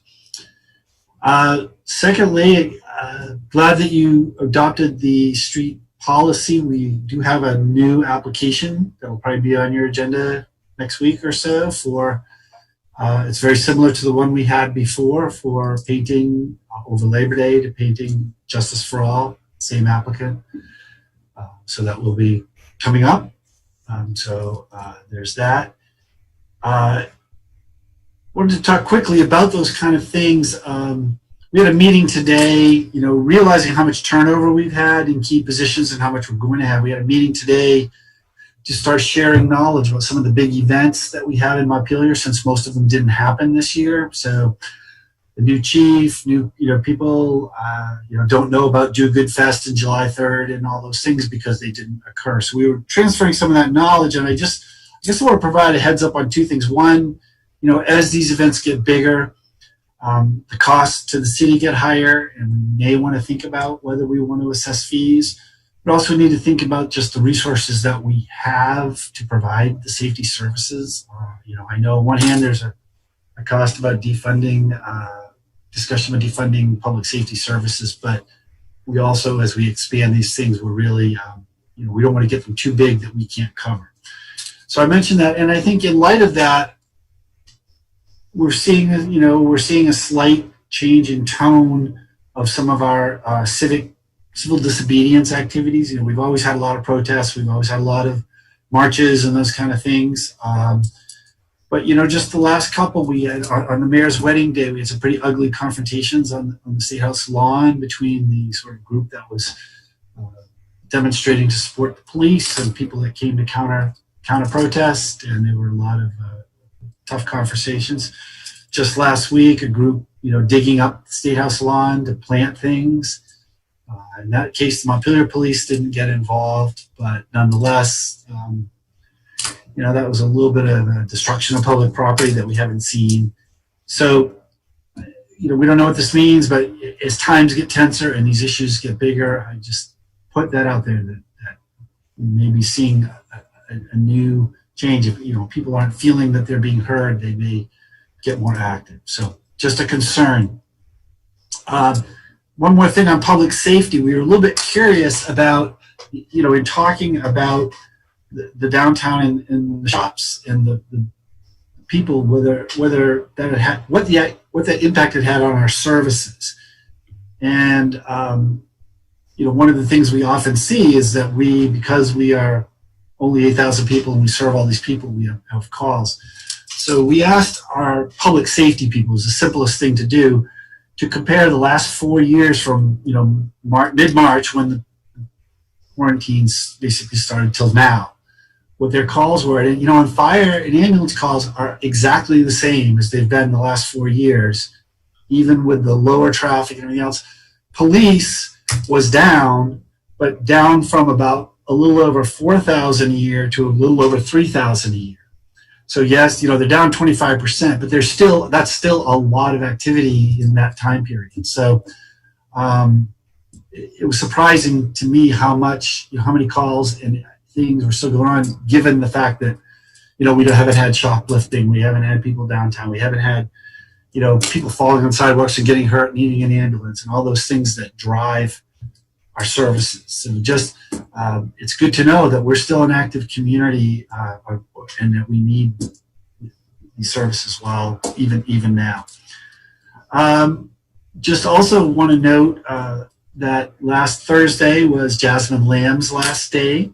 So she's, I think, somewhere in Canada right now on her way to Alaska. Last we knew. So we are down to keep that person in our office. So Cameron and I, and actually Jasmine Benson has just come back to work from her maternity leave in Public Works, so she's going to help us out a little bit. But just be patient. We may have a few drops along the way. On the good news is, with the deadline for applications is Monday, we already have 90 applications for that position. In total, when we hired Jasmine, we had 25. just as a comparison. So certainly a different labor market now, that's for sure. So we're obviously looking forward to getting somebody great new. But if you know someone who's interested, there's still time. They'll just get tough competition. We'd love to hear from them. So that's all I have. Can I jump back in? There's really It's my time. But Marge Power passed away recently.